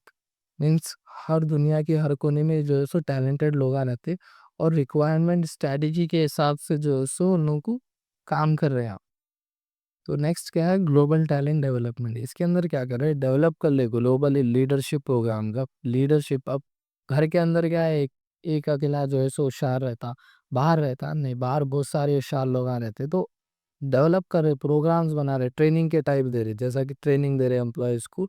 इंटरनेशनल असाइनमेंट, मतलब ग्लोबली, अपनी कंट्री में नहीं, अपनी स्टेट में नहीं, अपनी सिटी में नहीं, ग्लोबली पूरे वर्ल्ड में जो है सो इनके लिए ट्रेनिंग प्रोग्राम जो है सो इम्प्लीमेंट कर रहे।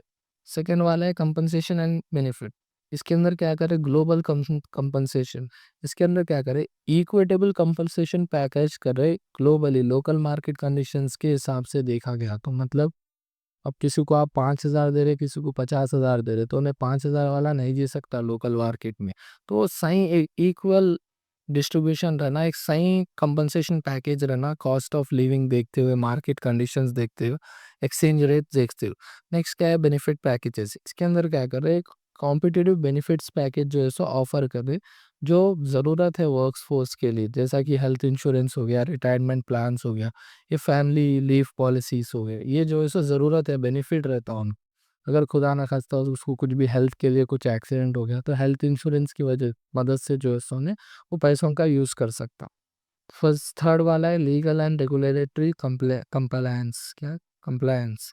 इसके अंदर क्या करें, नेगोशिएटिंग कॉम्प्लेक्स लॉ, या क्या कर रहे हैं, अंडरस्टैंड कर रहे हैं और कंप्लायंट लेबर लॉज के साथ रूल्स रेगुलेशन, और डिफरेंस कंट्री में भी लेबर लॉज को जो है सो फॉलो करते हुए रहने के।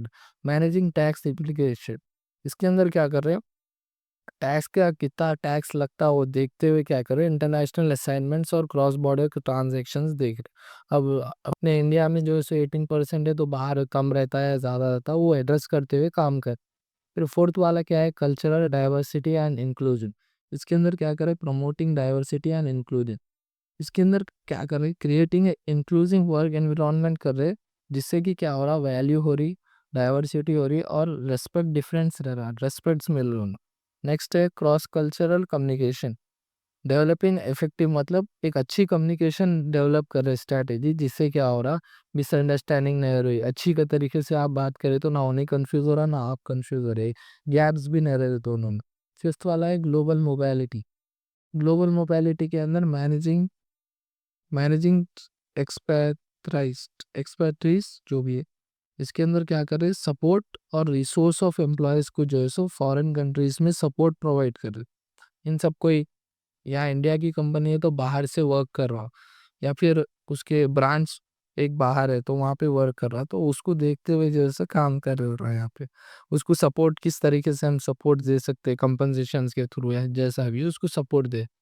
नेक्स्ट है रिपेट्रेशन। रिपेट्रेशन के अंदर क्या करें, स्मूथ रीइंटीग्रेशन होना, और अपॉन एंट्रेंस, मतलब रिपेटेशन मतलब अब उन्हें यूएस में काम कर रहा है इंडिया की कंपनी वाला, अब यहाँ आना चाह रहा हूँ या उसको वापस से लेना चाह रहे, तो स्मूथली ट्रांसफर करने को देख रहा हूँ ना यहाँ।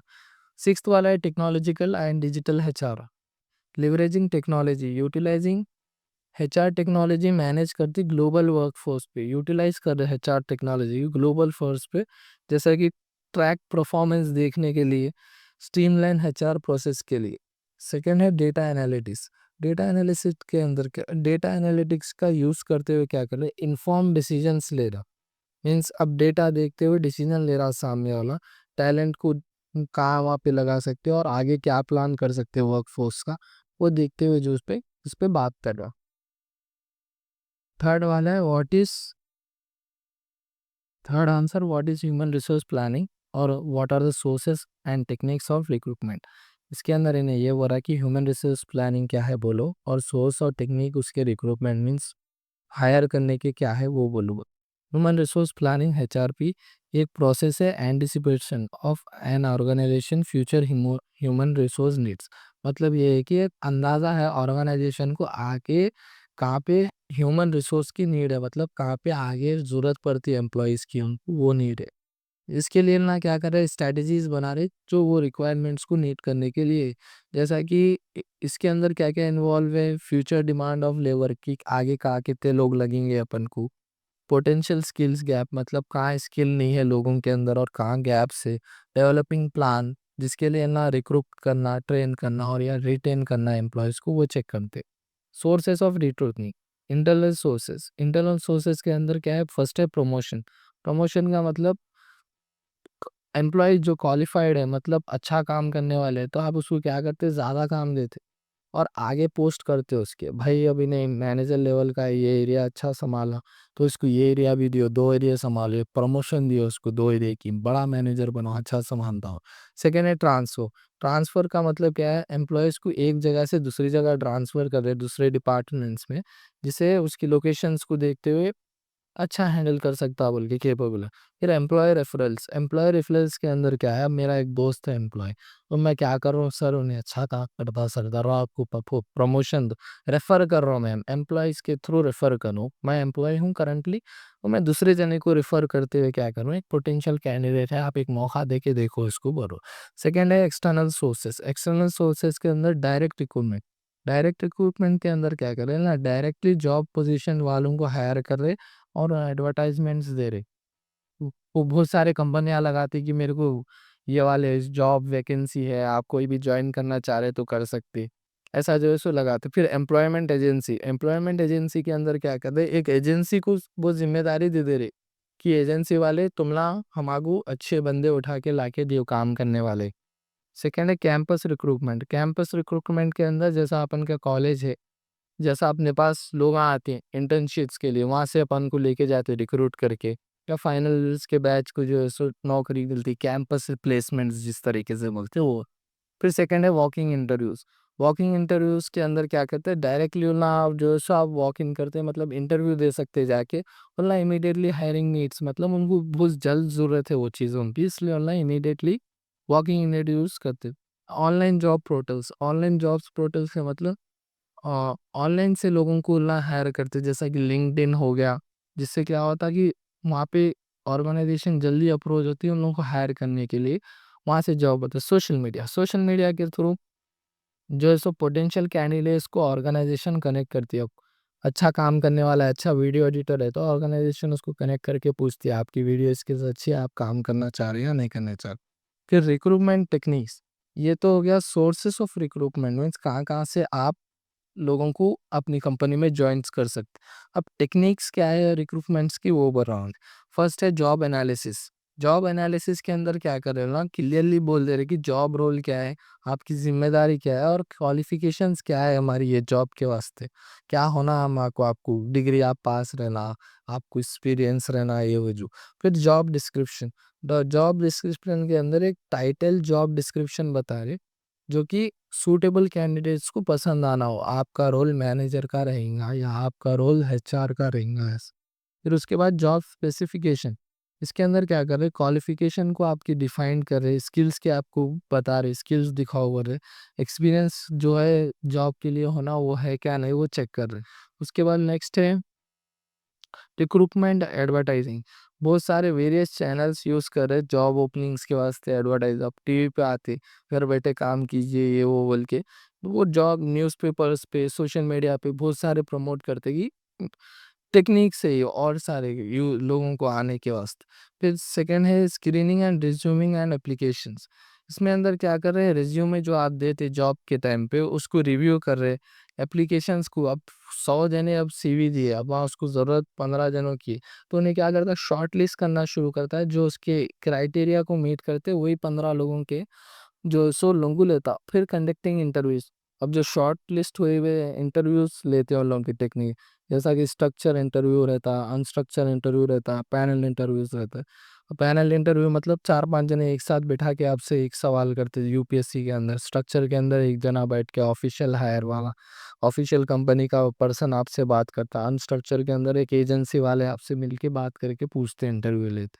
फिर रेफरेंस चेक के अंदर वेरीफाई करते कि कोई अगर रेफरेंस दिया इनको, अब कंपनी का एक ऑफिशियल दिया, जैसा कि एक मैनेजर है, मैनेजर का दोस्त है जो बाहर है, मैनेजर रेफर करा इनको कि मेरा एक दोस्त है आप इनको देखो।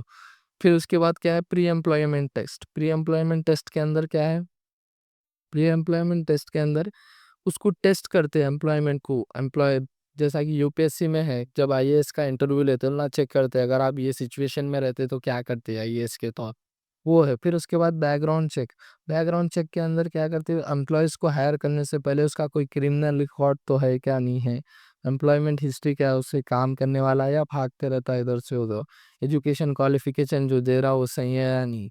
फिर मेडिकल एग्जामिनेशन सिर्फ गवर्नमेंट जॉब्स के लिए, जैसा कि पुलिस आर्मी उसके लिए रहता, ये नॉर्मल जॉब्स के लिए सिर्फ फिट रहना है। फिर उसके बाद ऑफर लेटर ये रहता है कि अगर कंपनी पसंद कर लिया आपको तो एक ऑफर लेटर देती है, हम आपको सब आपसे सेटिस्फाइड है, ये ऑफर लेटर है, एक्सेप्ट करना चाह रहे हैं या नहीं, ये हमारे टर्म्स एंड कंडीशन से पढ़ क्या बोलिए।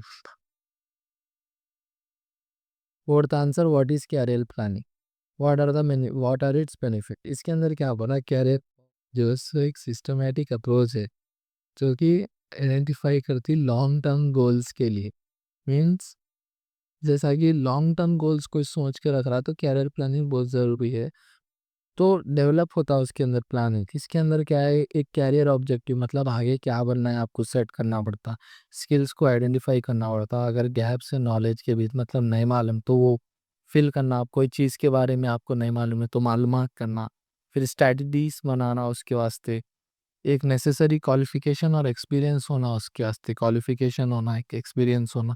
इसके अंदर क्या है बेनिफिट्स ऑफ कैरियर प्लानिंग के अंदर, इन्हेंस जॉब सेटिस्फैक्शन। एक सही अगर डिफाइंड कैरियर पाथ पे है आप, तो वो क्या है आपको सही जॉब सेटिस्फैक्शन एंड फुलफिलमेंट देता। फॉर एग्जांपल आपका जो है सो प्लेन चलाने का ख्वाब था, अब आप वही काम कर रहे प्लेन ही चला रहे, तो आप सेटिस्फाइड रहते हैं आपकी जॉब।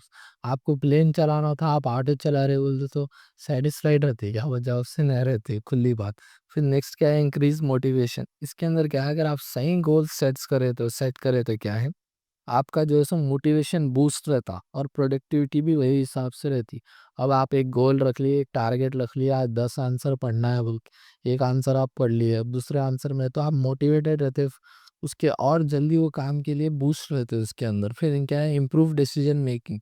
इम्प्रूव डिसीजन मेकिंग के अंदर क्या कर रहे हैं आप, कैरियर प्लानिंग जो है सो एक इंडिविजुअल डिसीजन और एक इन्फॉर्म डिसीजंस के ऊपर भी है। मतलब एक अच्छा डिसीजंस ले सकते हैं आप कि अगर कैरियर आप प्लान करें कि भाई मैं बीबीए बनना चाह रहा हूँ, तो आप एक जो है सो फर्स्ट पहले मालूमात कर लेते बीकॉम में क्या है, बीबीए में क्या है और किस में भी क्या है, तो आप एक अच्छा डिसीजन देखते हुए ले सकते हैं अगर कैरियर प्लानिंग अगर आपकी रही।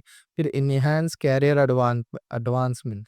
इसके अंदर क्या कर रहे पोटेंशियल्स क्या है कैरियर पाथ के अंदर वो फाइंड आउट करके नेसेसरी स्किल्स क्या क्या होना उसको डेवलप करके क्या करें अपना चांस इंक्रीज कर ले रहे प्रमोशन के लिए और कैरियर के एडवांसमेंट के लिए। और फॉर एग्जांपल आप एक कई जगह काम कर रहे, तो आप काम देख रहे उसका सीख रहे, तो आप दूसरी जगह भी शाम में जाके काम देख रहे सीख रहे, फिर दूसरे दिन आए तो आपका डबल एक्सपीरियंस हो गया वो काम के लिए। तो और अच्छी तरीके से आप काम करें जिससे कि क्या हो रहा कैरियर में आपकी बूस्ट हो रहा, बॉस आपका है जो भी देखने वाला है उन्हें बोल रहा है कि नहीं भाई इसको अच्छा स्किल्स आते हैं और डेवलप कर सकते हैं अपन। फिर रिड्यूस जॉब्स फिट। एक अगर सही आपका कैरियर प्लान रहा तो आपको जो है सो स्ट्रेस डिप्रेशन वैसे कुछ भी जॉब अपॉर्चुनिटी वैसा कुछ भी नहीं आता। वो एक सही कैरियर आप जैसा फर्स्ट में बोला आपका गोल अगर प्लेन चलाने का है, अगर आप वही वे में अब आप लिख रहे एग्जाम्स की पायलट बनने के या जो भी, तो आप स्ट्रेस नहीं रहता, आपको कुछ भी नहीं रहता, एक पसंद से आप वो काम करते। कि नेक्स्ट क्या है इंक्रीज सेल्फ अवेयरनेस। इसके अंदर क्या कर रहे हैं आप आपके स्ट्रेंथ्स को अंडरस्टैंड करते हुए, वीकनेस को अंडरस्टैंड करते हुए, वैल्यूज और इंटरेस्ट कहाँ है आपका अंडरस्टैंड करते हुए जो है सो उसके ऊपर काम कर रहे, सेल्फ को अपने आप को बिल्ड कर रहे। भाई मैं यहाँ कमज़ोर हूँ, मैं यहाँ ताकतवर हूँ ना, यहाँ मैं अच्छा हूँ और अच्छा कर सकता हूँ उस तरीके। फिर ग्रेटर अडेप्टेबिलिटी। इसके अंदर क्या कर रहे हैं कि चेंज करने के लिए अडेप्टेबिलिटी होना यहाँ बहुत ज़रूरी है। मीन्स अब फॉर एग्जांपल उन्हें एक जना एक प्लेन उड़ा रहा, तो दूसरा प्लेन अगर मॉडिफाइड है, एडवांस प्लेन आया, तो उसको जल्द से जल्द शिफ्ट होना पड़ता। नहीं नहीं भाई मैं पुराने प्लेन चलाऊंगा बोले तो नहीं होता ना। तो वो हिसाब से अडेप्टेबिलिटी भी रहना, अडेप्ट करना है नई चीज़ों को, ग्रेटर अडेप्टेबिलिटी वो सीखना पड़ता। फिर इम्प्रूव वर्क लाइफ बैलेंस। इसके अंदर क्या करता है इंडिविजुअल्स के लिए यानी क्या बैलेंस करना रहता वर्क और पर्सनल लाइफ के हिसाब से। अब ऑफिस का काम ऑफिस का है, फिर घर का अपना घर का है, तो दोनों को देखते हुए उन्हें काम करता। अगर अच्छा कैरियर प्लानिंग रही तो आप दोनों में भी जो है सो मैं इजीली बैलेंस कर सकते। Fifth answer discuss the provision of organization to maintain ensure safety and health of employees. इसके अंदर इन्हें ये बोल रहा है कि ऑर्गेनाइजेशन को किस तरीके से सेफ रखते, हेल्थ का उनका ख्याल कैसा रखते एम्प्लॉयज़ का, वो बोल रहा है ऑर्गेनाइजेशन। तो ऑर्गेनाइजेशन कई तरीके से जो है एम्प्लॉयज़ की सेफ्टी इंश्योर करती है और हेल्थ के बारे में ख्याल रखती हूँ। जैसा कि बहुत सारे प्रोविजंस है। फर्स्ट है सेफ्टी ट्रेनिंग एंड एजुकेशन। इन्ना क्या करते हैं कि रेगुलर सेफ्टी प्रोग्राम्स कराते और एम्प्लॉयज़ को उसके बारे में एजुकेट करते। अब कोई गैस की कंपनी है, केमिकल की कंपनी है, तो ना रेगुलर उन लोगों को सेफ्टी ट्रेनिंग्स देते कि गैस अगर ये हुआ तो ये करना। तो उनको वो चीज़ के बारे में नॉलेज देते, अगर कुछ ऐसा हुआ तो आप ये एक्शन लेना उसके लिए बोली, इमरजेंसी के लिए प्रोसीजर। तो ट्रेनिंग और ये भी देते कि सेफ्टी इक्विपमेंट्स यूज़ करना और इमरजेंसी रिस्पॉन्स प्रोटोकॉल्स फॉलो करना। सेफ्टी इक्विपमेंट मतलब अब उन्हें केमिकल का है तो उन्हें गियर वो है, टायर जो भी पहनता, ग्लव्स हुए सब पहन के आप काम करना, बिना उसके काम नहीं करना वो उनके। और इमरजेंसी रिस्पॉन्स मतलब इमरजेंसी क्रिएट हो गई तो किस तरीके से आप प्रोटोकॉल फॉलो करना वो मन। सेकेंड है वर्क प्लेस सेफ्टी इंस्पेक्शन। इसके अंदर क्या करें रेगुलर इंस्पेक्शन करें, मतलब अब जैसा फैक्ट्री है केमिकल्स की, तो वहाँ रेगुलरली चेकअप्स होते रह रहे कि कहाँ लीक है या कहाँ कुछ भी हो रहा क्या है। तो उससे क्या हो रहा है कि आइडेंटिफाई कर रहे। अब मान लो अब कहीं उसको इशू दिखा, यहाँ से जो है सो डैमेज है, तो जल्द से जल्द उन्हें रिपेयर कराने को देख रहा हूँ, ताकि सेफ्टी हैजार्ड्स को जो है सो कम्प्लीटली देखने के बाद फिर उसके बाद करेक्टिव एक्शन, जैसा कि मैं बोला अगर कुछ डैमेज है तो करेक्टिव एक्शंस ले रहे, जिससे कि क्या हो रहा है, रिस्क वहाँ पे कम से कम हो जा रहा और एलिमिनेट हो जा रहा टोटल। थर्ड है इमरजेंसी रिस्पॉन्स प्लान। इसके अंदर क्या कर रहे हैं, डेवलप कर रहे हैं और प्रैक्टिस कर रहे हैं इमरजेंसी रिस्पॉन्स प्लान्स को वेरियस सिनेरियोज में। जैसा कि फॉर एग्जांपल अब फैक्ट्री है, अब उसमें आग लगी तो आप क्या करते हैं, अब करके बताओ। एम्प्लॉय को बोल रहे हैं ऐसा कि अब आग लगी फैक्ट्री में, आप क्या करेंगे, अब करके बताओ। तो एक क्या कहते हैं, एक सिनेरियोस, मतलब सिनेरियो का मतलब ये होता है कि एक सिचुएशन क्रिएट करके दे रहे आपको, अब आप क्या करते हैं इसके अंदर बोले। जैसा कि अर्थक्वेक होगा जो भी है, जिससे क्या कर नेक्स्ट क्या कर रहे, हमेशा ये देख रहे कि सेफ्टी इक्विपमेंट्स रहना रखे हुए और पर्सनली उन लोगों को ट्रेन करना हो। अब फायर हो गए तो जैसा कि आप देखते फायर एक्सटिंग्विशर रहते हैं हमेशा, लाल कलर के कैंस, तो उसको सिखा के इधर रखते हो, खाली शो पीस ना रहता हो। अगर आग लगे तो आप किस तरीके से उसको यूज कर सकते हो, वो डेवलप करते हुए देखते हो लोग। फोर्थ वाला क्या है, पर्सनल प्रोएक्टिव इक्विपमेंट्स, पीपीई। इसके अंदर इतना क्या करे, पर्सनल प्रोटेक्टिव इक्विपमेंट्स, जैसा कि वही अभी जो बोला हमें इक्विपमेंट्स प्रोवाइड कर रहे हैं, जैसा कि सेफ्टी हेलमेट हो गया, ग्लासेस गॉगल्स हो गई, ग्लव्स हो गई, तो जो ना आप पहन रहे हो वो प्रोटेक्टिव क्लोथ हो गया, जिससे क्या है, अगर खतरनाक कंडीशंस में भी रहे ना, फिर जल्द से जल्द उन लोगों को जो है सो वो तो प्रोटेक्ट कर लेना अपने आप को बोल के। फिर फिफ्थ वाला है एर्गोनॉमिक्स। एर्गोनॉमिक्स के अंदर, इसके अंदर वर्क स्टेशन जहाँ हम लोग काम कर रहे, वहाँ का ऐसा वर्क इन्वायरमेंट बना रहे कि कम से कम उसको फिजिकल, बहुत कम फिजिकल डैमेज होना या डिस्कम्फर्ट होना। आप क्या, आप एक ही कमरे में उसको काम है रोज, तो नहीं अरे भाई वो छोटा कमरा वही काम करना है ऐसा। तो प्रोवाइडिंग इकोनॉमिक चेयर्स मीन्स वही बोल रहे कि अच्छी कुर्सी देना उसको बैठने की, और से डेस्क देना एडजस्टेबल, और थोड़े बहुत चीज़ें देना जो उन्हें डिस्कम्फर्ट नहीं होना वहाँ पे बैठ। सिक्स तो है हेल्थ एंड वेलनेस प्रोग्राम। अब आया ही, इसके अंदर क्या है, health screening. Health screening offer कर रहे मीन्स हेल्थ आपके चेकअप्स के लिए देख लो आप, वेकेशंस उसको ऑफर करे, छुट्टियां ऑफर कर रहे, वेलनेस प्रोग्राम जैसा कि हमेशा कंडक्ट करते, जिससे क्या है एम्प्लॉयज़ प्रमोट हो रहे कि हेल्थ के लिए प्रमोट कर रहे हैं एम्प्लॉयज़ को, हेल्थ की सेफ्टी देखो आप first. Mental health support counselling services which दे रहे हैं उन लोग।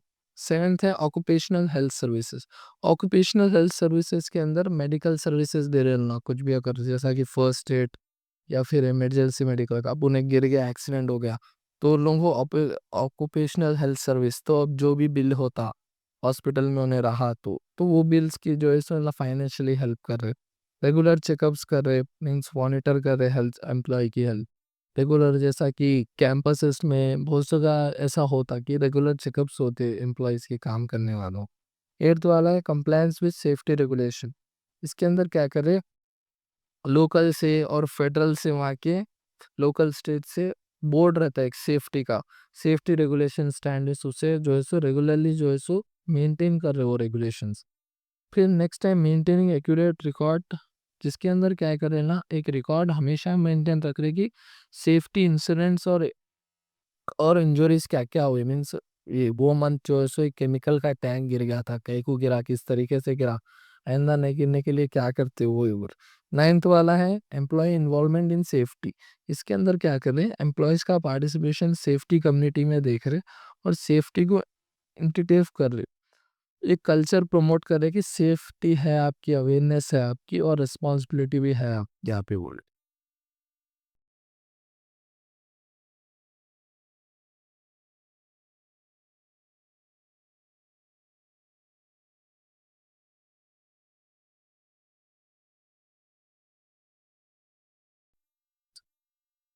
Sixth answer, HRM, what is performance appraisal? Discuss various methods of performance appraisal. मतलब जो काम कर रहे हैं ना उसके अप्राइजल, मतलब उसका फीडबैक दियो आप, जो आप काम करें। अब मान लो आप कोई आप कार खरीदे या कार की सर्विसिंग दिए, तो उन्हें एक फीडबैक पूछता है कि कैसी थी, देखिए आपको सर्विस हो। तो ये भी वही है, परफॉर्मेंस अप्रेजल जो है सर एम्प्लॉय के परफॉर्मेंस के अगेंस्ट क्या है, एम्प्लॉयज़ के फेवर में क्या है, एम्प्लॉय की स्ट्रेंथ क्या है, वीकनेस क्या है, एरियाज़ और इम्प्रूवमेंट क्या है, मालूम हो जाता है परफॉर्मेंस अप्रेजल्स। तो इसमें various methods of performance appraisal. First है रेटिंग स्केल मेथड। इसके अंदर आपको इजी एग्जांपल्स बहुत है, 1 to 5 रेटिंग दियो बोलते हैं आप।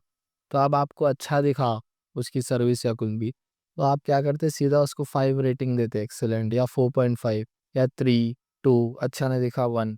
तो इससे क्या है, ईज़ी टू अंडरस्टैंड है, मगर ये ऐसा केयरफुली कंसीडर नहीं करते, इसको केयरफुली नहीं देखते, एक सब्जेक्टिव देखते इसे।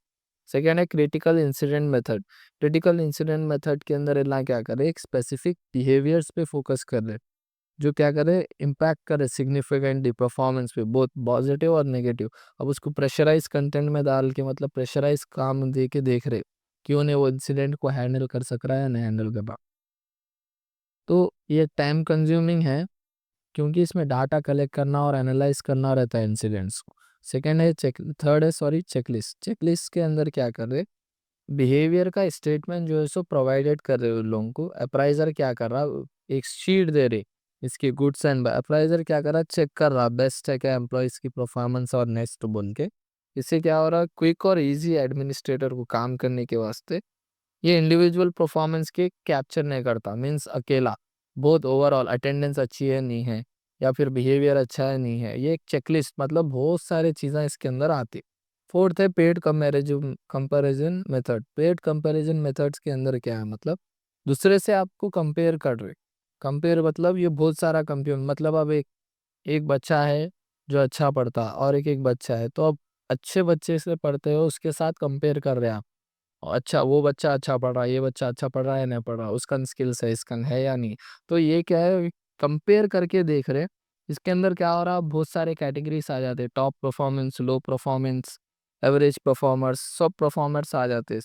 इसमें क्या हो रहा है, टॉप टू बॉटम आपको आइडेंटिफाई कर रहे हैं, और इसमें फोकस रैंकिंग के ऊपर फोकस करते हैं। अब अच्छे जने को फर्स्ट रैंक देते हैं, नए अच्छे जने को सेकेंड रैंक, ऐसा।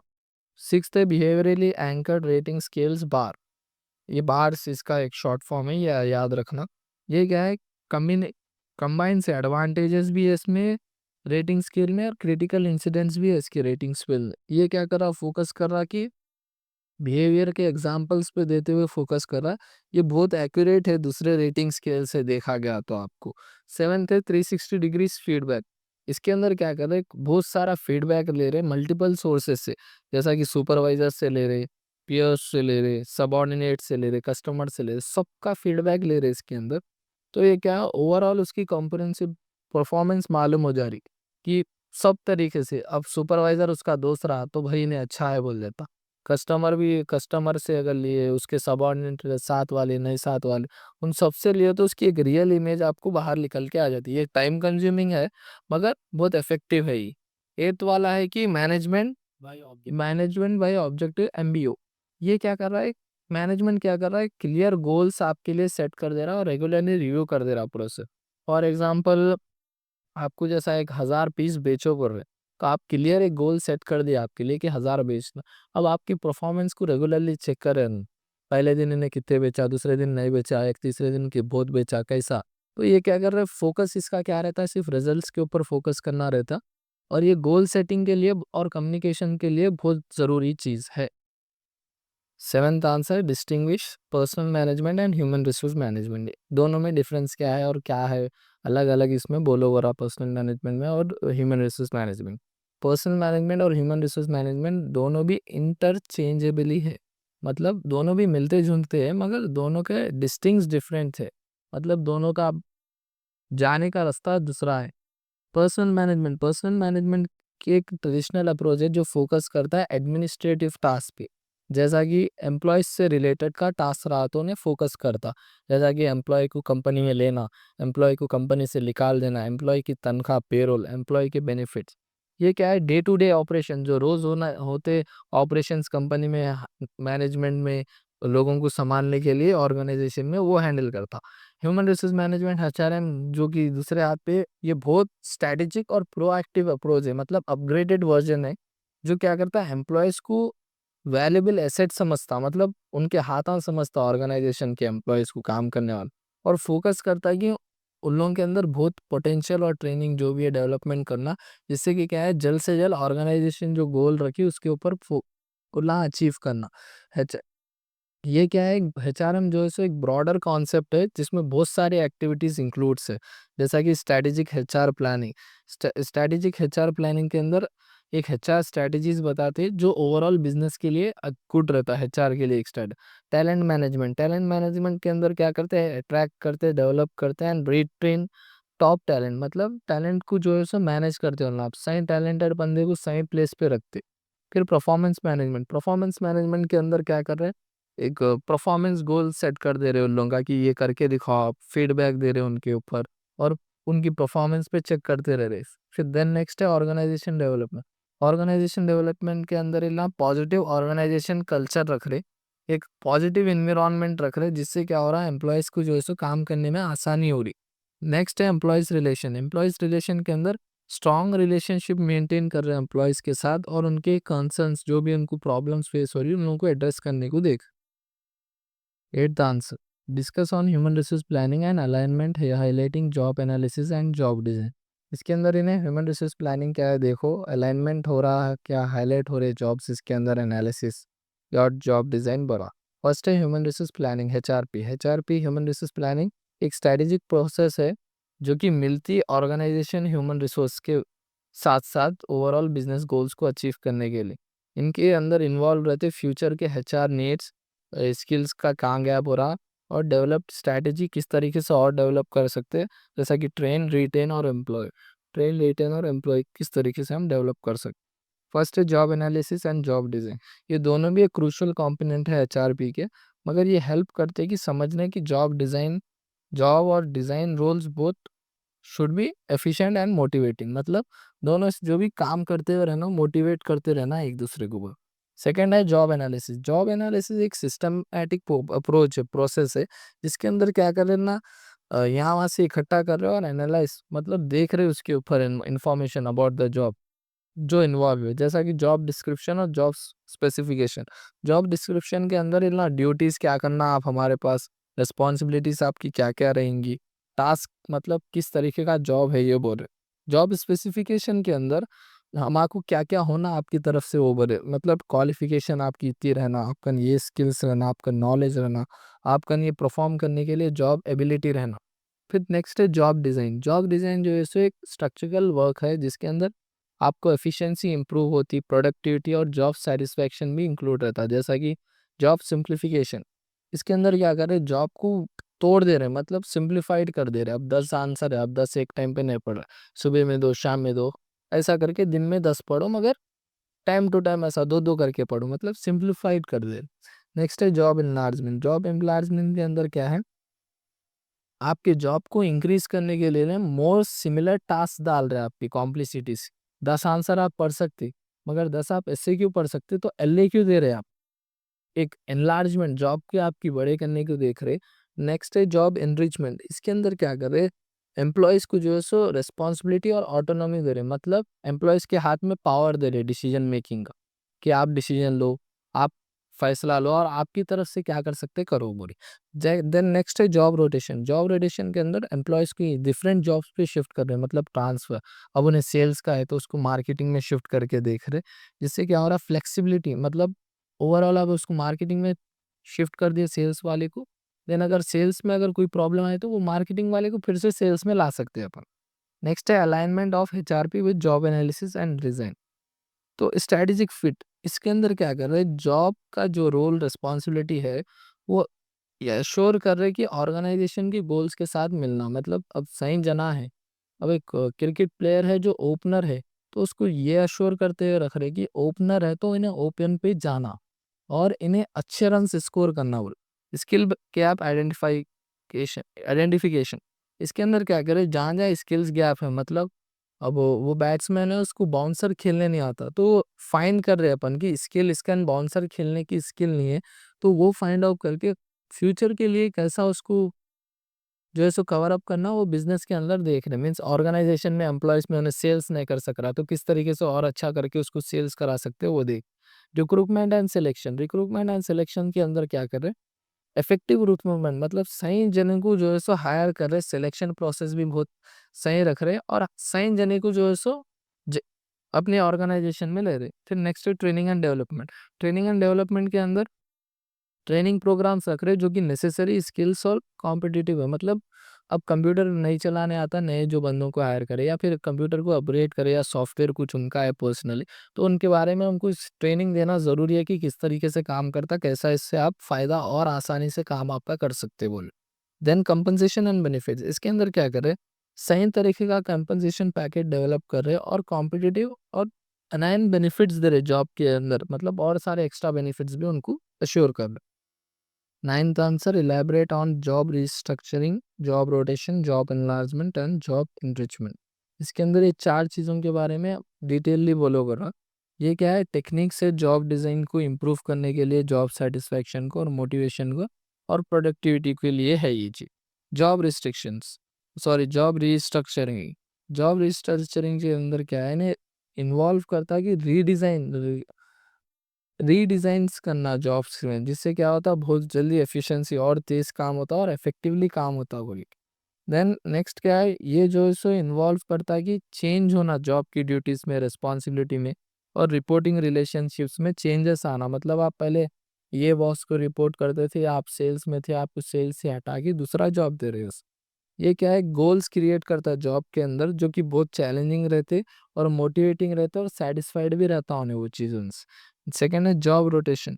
जॉब रोटेशन के अंदर क्या करते हैं, ये एम्प्लॉयज़ को सिस्टमैटिकली शिफ्ट कर देते, डिफरेंट जॉब पे शिफ्ट कर देते उस, मतलब टोटली, जैसा आप फुटबॉल खेलने वाला है इसको टोटली क्रिकेट खेल लो बोल के बोलते। इसके अंदर क्या हो रहा है, ये रिड्यूस कर दे रहा बोर्डम और माइनॉरिटी पे और फ्लेक्सिबिलिटी ज़्यादा कर दे रहा है इसके अंदर और एक ब्रॉडर स्किल सेट आ जा रहा है उसके बाद। अब फॉर एग्जांपल जैसा मैं बोला अभी, अब उन सेल्स वाला है, सेल्स वाले को मार्केटिंग में डाले तो उसको सेल्स की तो नॉलेज थी, साथ ही साथ उसको मैनेज में उसकी भी नॉलेज आ गई, किसकी, मार्केटिंग भी नॉलेज आ गई, तो बहुत ब्रॉडर स्किल सेट हो गया। और ये क्या करता, डिमांड्स को भी जो है सो अगर हो रहे तो नहीं होने देता। फॉर एग्जांपल अब सेल्स में से कोई निकल गया तो इन्हें मार्केटिंग में जो बंदे को डाला उसको वापस सेल्स में भी ले सकता क्योंकि उसकी नॉलेज है उसके पास थोड़ी। जॉब इनलार्जमेंट, जॉब इनलार्जमेंट के अंदर क्या है ना, बहुत सारे टास्क सिमिलरली जो वो जॉब को लेके डालते वो जॉब के लिए। अब आप बेच रहे हैं 100 फ़ोन तो आपको क्या करते हैं 200 फ़ोन बेचो बोल के वही सिमिलर और टास्क ज़्यादा कर देते। इससे क्या हो रहा है, आपके जॉब का स्कोप ज़्यादा हो रहा और लेवल ऑफ रिस्पॉन्सिबिलिटी भी इंक्रीज हो रही है। अब पहले 100 का प्रेशर रहता था बेचने का, अब 200 फ़ोन आप बेचने का प्रेशर है। ये क्या है, जो है सो रिड्यूस करता बर्डन, मतलब बर्डन जो है सो रिड्यूस नहीं होता इसमें और ये जो है सो जॉब सेटिस्फैक्शन को भी ज़्यादा इस्तेमाल में नहीं आता। अब पहले आप 100 बेच रहे थे, अब आपको कोई जो है सो फिर 200 बेचो बोले तो खुश थोड़ी होते अब। पहले जो उसको 100 बेचने का था यार वो अब ये और एक डाल दिया इन्हें बोल के, ऐसा अलग रहता। सेकेंड है, फिर नेक्स्ट है जॉब इनरिचमेंट। जॉब इनरिचमेंट के अंदर क्या करते, इनला डेप्थ को इंक्रीज करके और रिस्पॉन्सिबिलिटी का और जॉब को भी जो है सो इंक्रीज करते, जैसा कि एम्प्लॉयज़ को ऑटोनॉमी मतलब कंट्रोल देते, डिसीजन मेकिंग अथॉरिटी जैसे देते। इससे क्या होता है उसको मोटिवेशन आता, अब हर चीज़ को बॉस से पूछता हूँ, इससे पूछता नहीं। जॉब की भी सैटिस्फैक्शन रहती है और प्रोडक्टिविटी भी ज़्यादा रहती है, उसके हाथ में पावर दिए थे। 10th question, how does an organization assess training needs and design training programs for its employee. Organization कैसा ट्रेनिंग होना ढूँढती है और एम्प्लॉयज़ को किस तरीके से ट्रेनिंग प्रोग्राम बनाती है बोल रहा। ये क्या है, एक बहुत ज़रूरी चीज़ है जो और बहुत क्रूशियल है और फाइंड करना भी बहुत ज़रूरी है कि कहाँ-कहाँ ट्रेनिंग की ज़रूरत है कोई।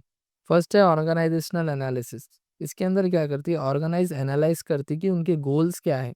तो उसके हिसाब से ना क्या करते हैं, उनके एम्प्लॉइज़ को देखते हैं कि ये इन्हें मेरे गोल्स के हिसाब से फिट है क्या?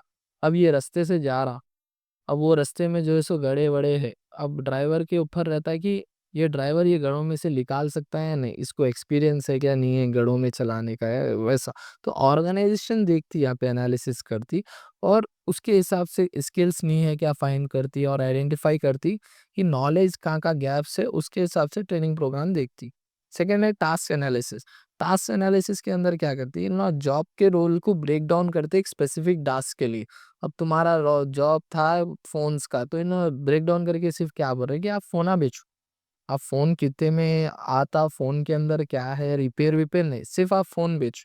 तो उसके लिए क्या कर रहे हैं ना, ईच टास्क सबको एक-एक दे दे रहे, स्किल्स के ऊपर आइडेंटिफाई करने, उनकी नॉलेज है या स्किल्स है, एबिलिटी है क्या वो ईच टास्क कंप्लीट करने के वास्ते, वो दे देते।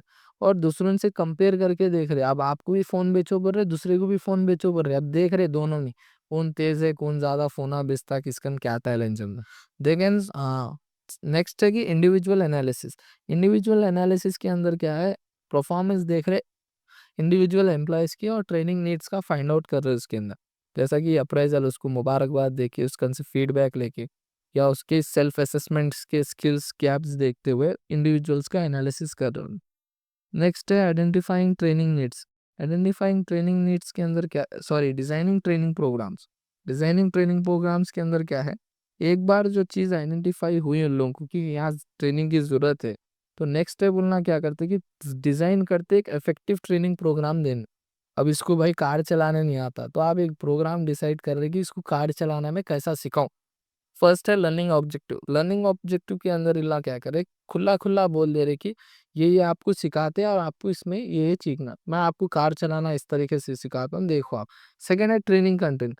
ट्रेनिंग कंटेंट के अंदर इल्ला क्या करे, डेवलप कर रहे हैं और ट्रेनिंग कंटेंट बना रहे, जिससे कि ट्रेनिंग नीड्स को फ़ायदा हो रहा। अब आप क्या करते हो, उसको कार चलाना हो तो सिखा देते बोले, अब आप खुद बोलते कि मैं इसको कार चलाना कैसा सीखूँ? अच्छा, ऐसा फर्स्ट स्टेप ये कराता हूँ, सेकंड ये कराता हूँ, थर्ड ये कराता हूँ। थर्ड है ट्रेनिंग मेथड। ट्रेनिंग मेथड्स के अंदर ये लोग क्या कर रहे हैं बोले तो, सही तरीके की ट्रेनिंग मेथड्स ले रहे। फर्स्ट है on the job training. On the job training मतलब उसको ड्राइवर सीट पे बिठा रहे, अब स्टार्ट कर चला बोल रहे, मीन्स ऑन द फील्ड, जब का job on the job training. Second है on the off the job training. Off the job training के अंदर उसको एक जगह बिठा दे रही है, जैसा क्लासरूम। भाई ये क्लच रहता है, ये ब्रेक रहता है, एक्सीलेटर रहता है, स्टीयरिंग रहती है। एक ट्रेनिंग बेसिकली एक ऑफ द जॉब ट्रेनिंग दे रहे। फिर self directed training. Self directed training के अंदर जैसा कि उन्हें खुद से अपने आप को ट्रेनिंग दे रहा है, जैसा बुक्स पढ़ के या फिर ऑनलाइन कोर्सेज कंज्यूम करके और अदर सोर्सेस की। समझ रहे हैं, आप पढ़ रहे कोई, तो पढ़ रहे तो ना सेल्फ डायरेक्टेड ट्रेनिंग, ट्यूशंस नहीं ले रहे, ऑनलाइन से खुद पढ़ ले रहे या खुद के नोट्स बना के कर ले रहे। देन नेक्स्ट है सिमुलेटेशन ट्रेनिंग। सिमुलेटेशन ट्रेनिंग के अंदर खाली आपको रियल वर्ल्ड के सिनेरियोस के साथ ट्रेनिंग दे रहे हैं। अब फॉर एग्जांपल आप कार जैसा चला रहे हैं 40 की स्पीड पे, कोई सामने आया तो आप क्या करते? ज़ाहिर सी बात, एक सिनेरियो बना के दे रहे, तो नहीं बोलता मैं ब्रेक करता हूँ, फिर क्लच क्लच दबा के ब्रेक डालता हूँ, देन न्यूट्रल करता हूँ गाड़ी, ऐसा। तो फोर्थ है ट्रेनिंग डिलीवरी। ट्रेनिंग डिलीवरी के अंदर क्या है, ये बहुत मोस्ट इफेक्टिव मेथड है, delivery method, sorry, most effective delivery method है। इसके अंदर क्या करता है, जो समझाने वाला है ने कई प्रकार की ट्रेनिंग देता है आपको। ई ट्रेनिंग मतलब इलेक्ट्रॉनिक या और ब्लेंडेड ट्रेनिंग भी उसको बोलते। उसके बाद इवैल्यूएशन। इवैल्यूएशन के अंदर क्या कर रहे हैं ना, प्लान्स बना रहे जिससे कि और अच्छे इफेक्टिव प्रोग्राम्स, ट्रेनिंग प्रोग्राम्स रह रहे, जैसे pre and post training assessments. Evaluation के अंदर मतलब अब उसको कार चलाने में सिखा दिया, तो अब मैं उसको देख रहा हूँ कि ना सही चला रहा है या नहीं चला रहा। पहले जब देखा कि एडवांस लेवल पे नहीं गया, उसको मीन्स बेसिक देखा, बेसिक में अब बेसिक दिखाए बाद अगर एडवांस उसको टोटली सिखा दिया हमें, तो सिखा के अब मैं नोटिस कर रहा हूँ कि इन्हें पहले कैसा चला रहा था, अब कैसा चला रहा है ट्रेनिंग दिए हुआ, तो परफॉर्मेंस में इंप्रूवमेंट आया नहीं आया, वो वैल्यूएशन से चेक कर रहे। Elaborate the concept of industrial relation and industrial disputes. इन्हें क्या बोल रहा है, कॉन्सेप्ट्स क्या क्या है एक्सप्लेन करो, रिलेशंस और डिस्प्यूट मतलब रिश्तों के और झगड़ों के बोल रहा है इंडस्ट्रीज में। इंडस्ट्रियल रिलेशन जो है सो एक रिलेशनशिप जो रिफ़र करती, मतलब ये कि एम्प्लॉयर्स और एम्प्लॉयज़ के बीच में रिफ़र करती। जैसा कि इसके अंदर जैसे इंटरेक्शन रहती, नेगोशिएशंस रहता, कॉन्फ्लिक्ट रिजॉल्वेंस रहता है जब ऑर्गेनाइजेशन में अक्कर होते, जैसा कि इंटरेक्शन बातचीत, नेगोशिएशन भी वही बातचीत होती, कुछ भी रहा तो जो भी झगड़े-वगड़े, कॉन्फ्लिक्ट जो भी आ रहे, वो सॉल्व होते हैं अक्कर हुए। इनका मेन गोल ये रहता है कि मेंटेन रखना एक अच्छी बैलेंस रिलेशनशिप मेंटेन रहना मैनेजमेंट में और लेबर के उसमें, ताकि ऑपरेशन जो भी है काम वो अच्छे तरीके से हो। जैसा कि इंडस्ट्रियल डिस्प्यूट्स के अंदर जब ना उठते, मतलब जब आते, जब डिसएग्रीमेंट्स रहते या कॉन्फ्लिक्ट्स रहते, मतलब दोनों एक दूसरे से राजी नहीं है, एम्प्लॉयर्स और एम्प्लॉय, ये बहुत सारी चीज़ों के लिए आती है। जैसा कि फर्स्ट है wage and salary disputes. Wage and salary disputes के अंदर तनख्वाह के ऊपर खुश नहीं है काम करने वाले, या बोनसेस नहीं मिल रहे उनको सही तरीके से, या अलाउंसेस नहीं मिल रहा, मतलब छूट नहीं मिल रही। और दूसरे बहुत बेनिफिट्स उनको नहीं मिल रहे, तो ये एक डिस्प्यूट, एक आवाज़ उठती है उनकी कि हम खुश नहीं हैं आपसे वो। सेकंड है वर्किंग कंडीशंस। वर्किंग कंडीशंस जो है सो बहुत बार वर्किंग आवर्स को रिलेटेड रहता। अब वो 8 घंटे बेचारा काम कर सकता है, उससे 10 घंटे करा रहे, ओवरटाइम में जो है सो अब ओवरटाइम उन्हें करना चाह रहा कमाने के लिए, और तो ओवरटाइम करने के लिए उसको उसकी उतनी तनख्वाह नहीं दे रहे जितना उन्हें हकदार है। जैसा कि पॉलिसीज़ के ऊपर उसको ले, और वर्क प्लेस जहाँ उन्हें काम कर रहा, वहाँ सेफ्टी नहीं है तो। सेकंड है जॉब सिक्योरिटी। जॉब सिक्योरिटीज़ के अंदर उन लोगों को ये कंसर्न रहता है कि जॉब सिक्योरिटीज़ के अंदर ले ऑफ और रिट्रेसमेंट एंड जॉब इनसिक्योरिटी, मतलब कभी भी निकाल दे सकते तुमला मीपू। कभी भी मेरे को नहीं समझ में आया, अब आज अच्छा हूँ मैं, कल नहीं हूँ तो कल का कल निकाल देते, वैसा एक बोल। Then union recognition. Union recognition के अंदर क्या है, डिस्प्यूट यूनियन रिकॉग्निशंस के ऊपर भी होते, और जैसा कि बार्गेनिंग करते हैं हम एक दूसरे, आप इतने ले लो, इतने दे दो ना भाई, उसके ऊपर भी होते। वर्क रूल्स एंड प्रोसीजर्स, इसके अंदर क्या कर रहे हैं, डिसएग्रीमेंट्स कर रहे हैं वर्क रूल्स के अंदर, और disciplinary actions and promotion policies उन लोगों के ऊपर नहीं दे रहे, प्रमोट नहीं कर रहे, उस तरीके से होते। टाइप्स ऑफ इंडस्ट्रियल डिप्यूट्स के अंदर दो डिस्प्यूट्स रहते कि इंडस्ट डिस्प्यूट, इसके अंदर क्या है, डिफरेंट इंटरेस्ट दे रहे, जैसा कि वेजेस इंक्रीज और वर्किंग एवर्स और बेनिफिट्स। इंटरेस्ट डिस्प्यूट मतलब अब दूसरे को एक चाहता है तुम्हारा, उसकी तनख्वाह बढ़ा दे रहे आप, उसके वर्किंग आवर्स कम कर दे रहे, उसको बेनिफिट्स दे रहे, एक को नहीं दे रहे। Then rights dispute. Right disputes का अंदर डिसएग्रीमेंट्स कर दे रहे ओवर इंटरप्रिटेशन, जैसा कि अब उसकी राइट है, उसका हक है तनख्वाह पूछने का, या उसका हक है उतना देने का, उसका एग्रीमेंट है, तो आप एग्रीमेंट को फाइल, एग्रीमेंट जब साइन करते हो आप उसकी ऑर्गेनाइज, तो वो फॉलो नहीं करते हुए आप काम कर रहे, तो एक राइट डिस्प्यूट्स भी होता। 13th answer, what is the role of standing orders and what are its content. Standing orders क्या है, उसके रूल्स क्या है, वो रहने। स्टैंडिंग ऑर्डर्स जो है सो एक रिटर्न रूल्स रेगुलेशन है जो गवर्नमेंट एम्प्लॉयमेंट की कंडीशंस, वर्क और इंडस्ट्रियल इस्टेब्लिशमेंट के लिए बना।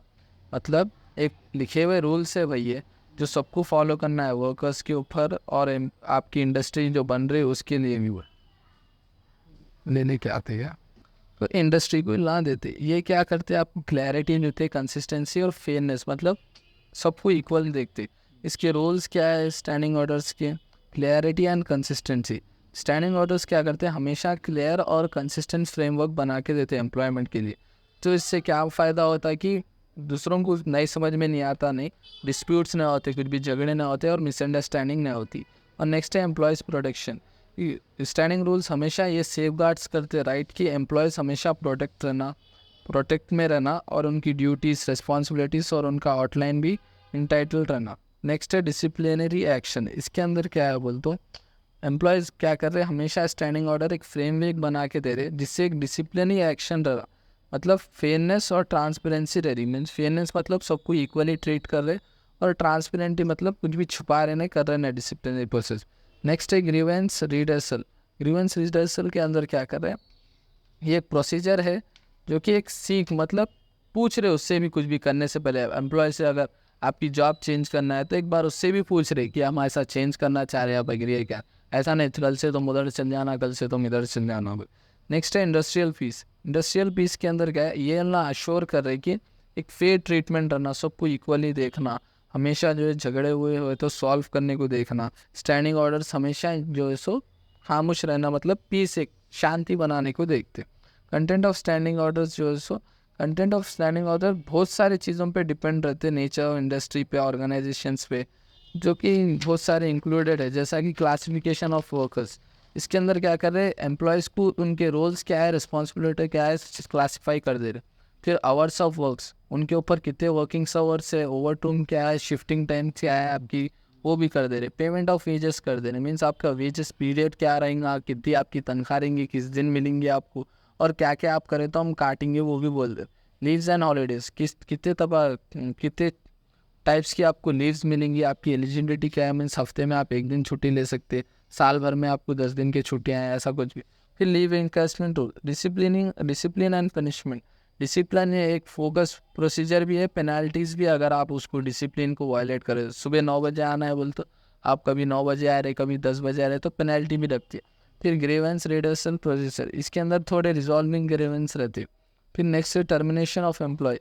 इसके अंदर क्या है, प्रोसीजर्स आपको बता दे रहे हम किस तरीके से आप निकालेंगे, रिज़ाइन क्या रहेगा आपका, टर्मिनेशन, रिटायरमेंट क्या रहेगा प्रोसेस वो। फिर वेलनेस एमिटीज़ के अंदर जैसा कि बहुत सारे फैसिलिटीज़ उनको दे रहे, जैसा कैंटीन हो गया, रेस्टोरेंट, मेडिकल फैसिलिटीज़ भी वो भी प्रोवाइड कर रहे। नेक्स्ट है what do you understand by organizational culture, elaborate on the components of organizational culture. Organizational culture जो है सो वैल्यूज़ के ऊपर बिलीव करता और बिहेवियर्स के ऊपर, और कैरेक्टराइज करता कि ऑर्गेनाइजेशन इस चीज़ों पे चले। ये क्या करता है, एम्प्लॉयज़ को शेप करता, मीन्स उन लोग में एक सुधार करता, उनको चेंज करता, ताकि उन खुद से डिसीजन जो है अप्रोचेबल रहे उनके वर्क के लिए। कंपोनेंट्स ऑफ ऑर्गेनाइजेशनल कल्चर्स के अंदर क्या है, वैल्यूज़ जो है कोर बिलीफ, मतलब मेन प्रिंसिपल है ऑर्गेनाइजेशन बिहेवियर को स्टडी करने का। ये क्या करता है, ऑर्गेनाइजेशन हर चीज़ को इम्पोर्टेंस देता है एम्प्लॉयज़ को, जैसा कि ईमानदारी हो, इंटीग्रिटी, उन्हें काम करने में जुस्तजू, और कस्टमर सेटिस्फाइड हो रहा, तो ये इंपॉर्टेंस दे रहा वो चीज़ों को इन्हें। नेक्स्ट है बिलीव्स के अंदर क्या करता है, इन्हें अजम्पशंस और प्रिस्क्रिप्शन जो भी वर्ल्ड के अंदर है, मतलब एक अज्यूम करे उसके ऊपर बिलीव करता। सर हम 1000 सेल्स करेंगे तो ठीक है, मैं तुम्हारे पे भरोसा कर रहा हूँ कि तुम 1000 सेल्स करते सब। एक डिसीजन मेकिंग भी इसके अंदर इन्फ्लुएंस एम्प्लॉयज़ को जो है सो सोचने का भी एक टाइम देता बिलीव्स के अंदर।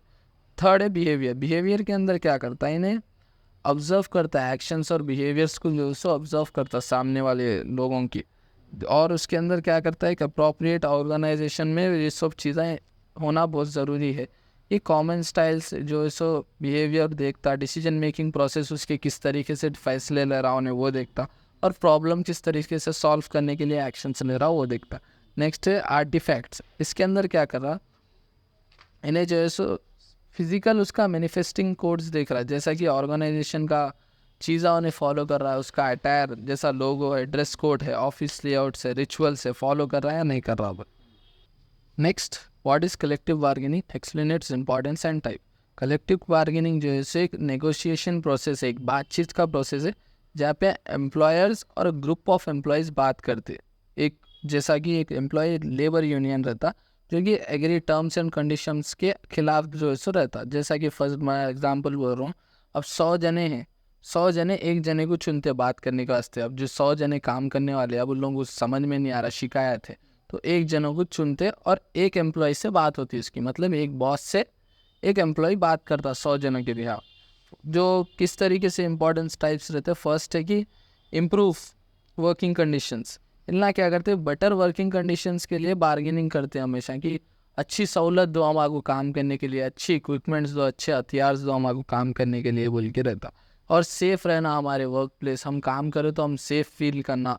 हमारे वर्किंग आवर्स जो है सो रिड्यूस करो, तुम 10-10 घंटे 12-12 घंटे काम करा रहे, 8-8 घंटे की तनख्वाह दे रहे, और हमारे बेनिफिट्स रखो, कुछ हेल्थ इंश्योरेंस, मेडिकल के चेकअप्स हुए बोल के इनकी। नेक्स्ट क्या है, फेयर वेजेस के अंदर यूनियंस हमेशा क्या करते हैं, जो भी ये बगावत पे रहते हैं या स्ट्राइक पे रहते हैं, और लोगों की एक डिमांड रहती है लेबर्स की कि हमारे को तनख्वाह जायज़ देना और वाजबी तनख्वाह देना, वाजबी तनख्वाह हमारे को देना, और मेंबर्स के लिए उनके भी। फिर जॉब सिक्योरिटी के अंदर कलेक्टिव बार्गेनिंग के अंदर ये रहता है कि जॉब्स को प्रोटेक्ट करना। ऐसा नहीं कि आ जाए आप, भाई आप कल से नहीं आना, चल जाइए बोल के, एक जॉब सिक्योरिटी रहना उसको, कि मैं यहाँ काम कर रहा हूँ तो मेरी कल से दुकान बंद नहीं रहना, मतलब आना जाना काम चल रहा मेरा यहाँ पे बोल। फिर एम्प्लॉय वॉइस के अंदर जो है सो वर्किंग प्लेस कंडीशंस में, डिसीजंस में उसको एम्प्लॉय को इजाज़त दो आप फैसले लेने की, मतलब कुछ भी रहा तो सर से पूछना पड़ता, भाई मैं नहीं कुछ बोल सकता हूँ, सर से पूछना पड़ता, तो वैसा कुछ भी ना करो, थोड़ा फ्रीडम दो उसको कि उन्हें कुछ भी बोल सकता है, आवाज़ उठा सकता है उसकी बोल। फिर सोशल जस्टिस, कलेक्टिव बार्गेनिंग जैसा हमेशा सोशल जस्टिस देना, और लोगों की उनके जो राइट्स हैं उनको वो देना बोल के, इन लोगों का एक मोटो रहता है। फिर फर्स्ट वाला ये है डिस्ट्रीब्यूट बार्गेनिंग्स पे। अब ये डिस्ट्रीब्यूट बार्गेनिंग के अंदर क्या है, या टाइप्स ऑफ बार्गेनिंग जो है सब fixed P of resources, wages and benefits. इसके अंदर क्या कर रहे हैं ना, डिस्ट्रीब्यूट बार्गेनिंग के अंदर बार्गेनिंग जो भी कर रहे तो एक फिक्स्ड चीज़ पे या रिसोर्सेज पे कर रहे, मतलब भाई हमारी 8,000 अगर है बोनस, उसको 10,000 करो, हमारे को बेनिफिट ये नहीं मिल रहा, उसको ये कर दो, एक फिक्स्ड है। ये जो है सो विन एंड लूज सिचुएशन रहती, एक पार्टी जो है सो गेन करती और अदर पार्टी जो है सो एक्सपेंसेस उठाती।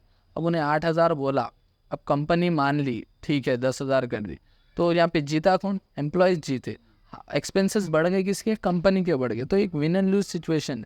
नेक्स्ट क्या है, इंटीग्रेटिव बार्गेनिंग। इंटीग्रेटिव बार्गेनिंग के अंदर क्या होता, ना म्यूचुअली सोल्यूशन चाहते हैं एक्सपेंडिचर, जैसा कि इसके अंदर क्या कर रहे हैं ना, एक सोल्यूशन को ढूंढने के लिए बोल रहे, अब अमला खुश नहीं है, एक फैसला लो, आप एक सोल्यूशन दो हमारे को ये चीज़ का, महंगाई बढ़ रही है, एक सोल्यूशन दो उसको कम करने का। एक सोल्यूशन के लिए यहाँ पे जा रही है, यहाँ पे बोथ पार्टीज़ के लिए क्या है, एक विन एंड विन सिचुएशन है। मतलब अगर सोल्यूशन निकाल लिए, काम करने वाले भी खुश, काम कराने वाले भी खुश। थर्ड क्या है, कॉन्सिलेटरी बार्गेन। इसके अंदर क्या होता, थर्ड पार्टी मतलब बाहर का एक जना, एक मीडिएटर रहता, 2 बिलियन के बीच में एक बंदर बोलते हैं ना, वो रहता, थर्ड पार्टी रहता, जो दो साइड से बार्गेन एग्रीमेंट कराता, दो साइड को यहाँ की बात वहाँ रहता, खबरी बोल सकते हैं आप उसको। फिर उसके बाद एब्रिटेशन। एब्रिटेशन जो है सो एक न्यूट्रल थर्ड पार्टीज रहती, जो डिसीजंस में डिस्प्यूट्स अगर कुछ भी अगर लड़ लिए कर ले तो सॉल्व करने को देखती।